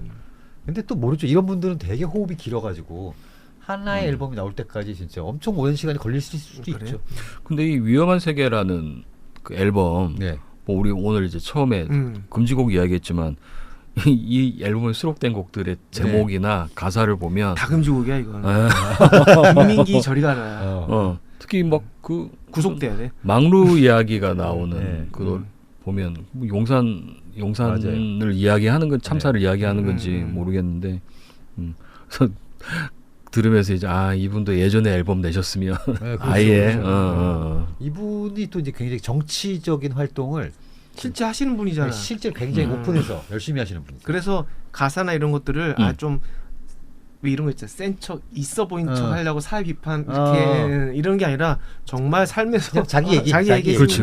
그래서 약간 그건 진정성이 좀 있어 보여요. 그런 이야기가 더 힘이 있을 수 힘이 있지. 이분이 이제 녹색당원 오래 하셨는데 녹색당원으로서 이건 부탁을 해. 그럼 이제 윤영배 씨가 그걸 그래도 자기가 음악가고 작곡가고 프로듀서니까 알았다. 근데 너무 고퀄로 나왔어. 그 다음부터 고민이 엄청 됐을 것 같아요. 자, 이거를 그렇다고 뭐 어떻게 해야? 그러니까 이를테면은 윤도현한테 홈플러스 노래 만들어달라고 그러면 홈 플러스 가격이 착해 이렇게 이제 이런 노래가 나왔잖아요. 근데 그거는 사실 윤도현의 기존 음악성과 크게 다르지 않아요. 가격이 착해 이게 좀 약간 깨기는 깨지만. 근데 이렇게 만들 수는 없잖아. 이제 자기가 윤영배고. 그건 그냥 말 그대로 의뢰를 받은 그렇죠, 거고 그렇죠. 이거는 속한 단체의 그렇죠. 예. 그 노래를 만드는 네. 건데. 그래서 지금 보니까 그 코드 진행이나 이런 게 약간 무난하게 너무 튀지 않게 무난하게. 그런데 그 와중에 좀 약간 그 기깎기가 있다. 있네요. 그죠.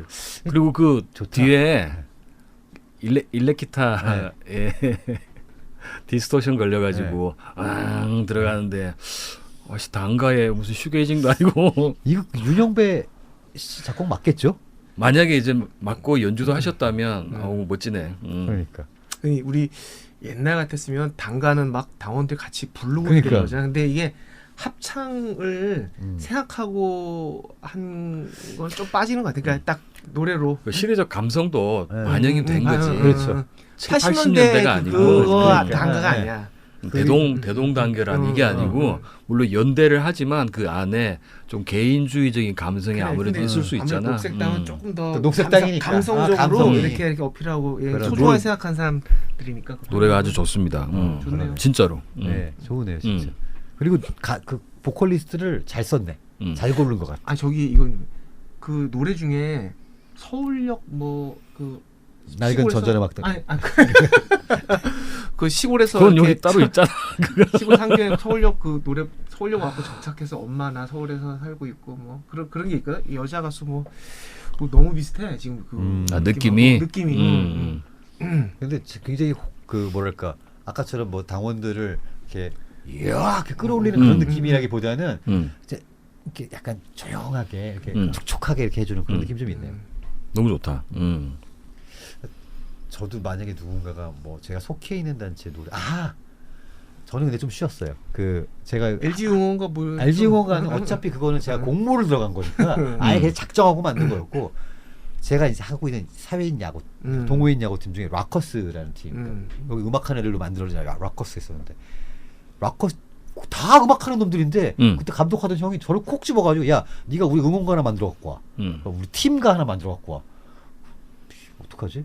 그래가지고 대충 이제 있는 사람들 장르를 보고 이렇게 해가지고 이렇게 갔다가 이렇게 펑크로 빠지면 되겠네. 그래서 만들었거든요. 이런 거는 좀 쉽지.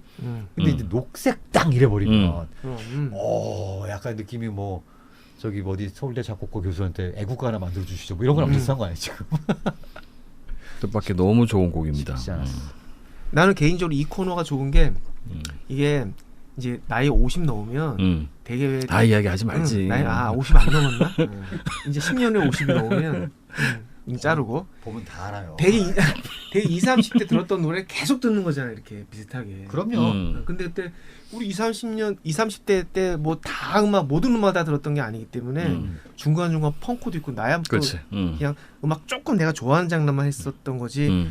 이제 그걸 뭐 그런 밴드는 몰라? 그런 싱어는 몰라? 이제 계속 그런 코너란 말이지. 그래서 그런데 들었던 걸 계속 듣기도 하지만 또 어느 정도의 음악을 좋아하는 시간에서는 또 새로 디스커버리하고 또 새로운 걸 또 이렇게 또 맺고 마냥 새로운 걸 들으는 건 아니지만 피곤하니까 그거. 근데 이제 이런 시간에 나오는 것들을 또 찾아서 따로 딱 들어보기도 하고 다른 멤버 들어보기도 하고. 그럼 이제 그 시대에 또 감성이 녹고 있기 그럼 때문에 또 하나 딱 또 와요. 아티스트를 또 탁 탑재해서 이렇게 되고. 저도 진짜 이게 좋지. 그 시절에 나왔었는데 잘 몰랐던 밴드나 세상에 음악을 어떻게 다 알아? 딱 들으면 와 이때 왜 이거를 내가 못 듣고 있었을까 나는. 그리고 뭐 그때는 이런 생각. 알아도 만약에 이제 조금 받아들이는 감성이 지금과 좀 맞아, 다를 달라. 수 있지. 그렇지. 물론 뭐 나이가 들면서 다 현명해진다는 건 아니지만 좀 다르게 볼 수 있으니까. 그렇지.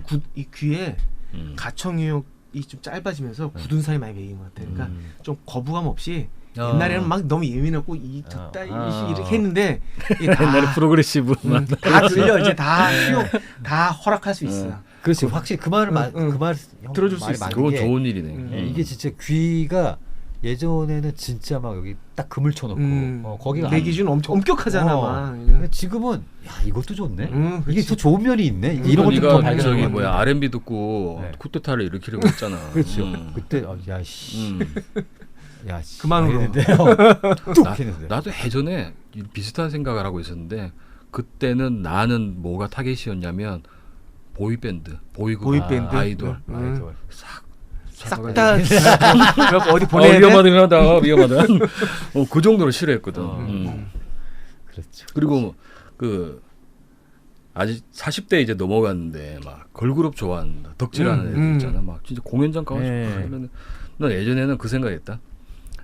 새끼 무슨 삼촌 같은 소리하고 앉았네. 씨발 속에는 막 남자로서 욕망 있는 거 아니 새끼야. 근데 이제 50이 넘어가니까 진짜 애들 같은 그 재롱잔치 보는 거 같은 아이돌 가수를 진짜야? 보면, 난 아직도 그 생각은 좀 변함없어 비슷해.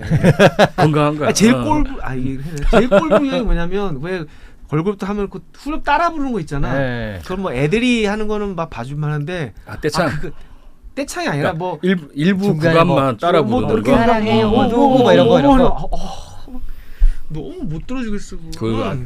아직 그건 적응 안 돼. 광고에 걸그룹이 광고에 나오면 꼭 하는 거 있지. 단체로 그러니까 제품 이름을 외칠 때.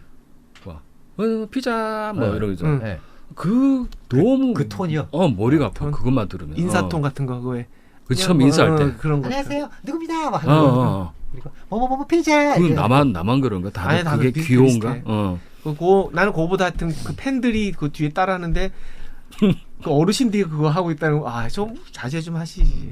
그러니까 노래를 혼자서 막 하고 있는데 사랑해요 루노 형 막 이런 거 하는 거 그거 공식 있다며. 총 올라가는 공식 이때 딱 팬클럽들이 딱딱 하는. 그거 있어. 지령이 다 있지. 지령도 있어. 그러니까 이 구간에서 딱딱 하는 거야. 따라 불러야 돼. 근데 그런 걸 본 지도 10년이 넘었는데.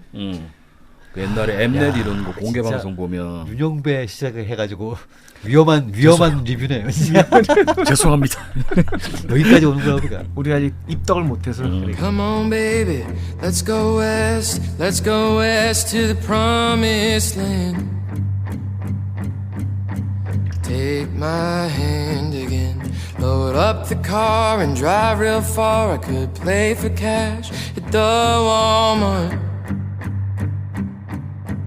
Don't think twice this time, you know I'm real fond of Oregon.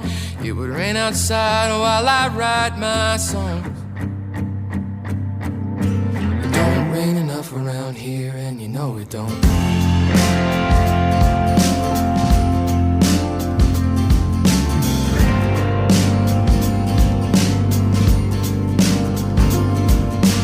Sunset Drive is quite alright with me, baby, but we can't stay here forever. The future's been too bright for too long, so take some time and get certified. I'll pump the gas and baby we'll go driving to Interstate 75. So Kaylee, don't be afraid to come with me. There are some things that we need to see, but they're on the other side, where that green grass turns to white. Baby, you and me.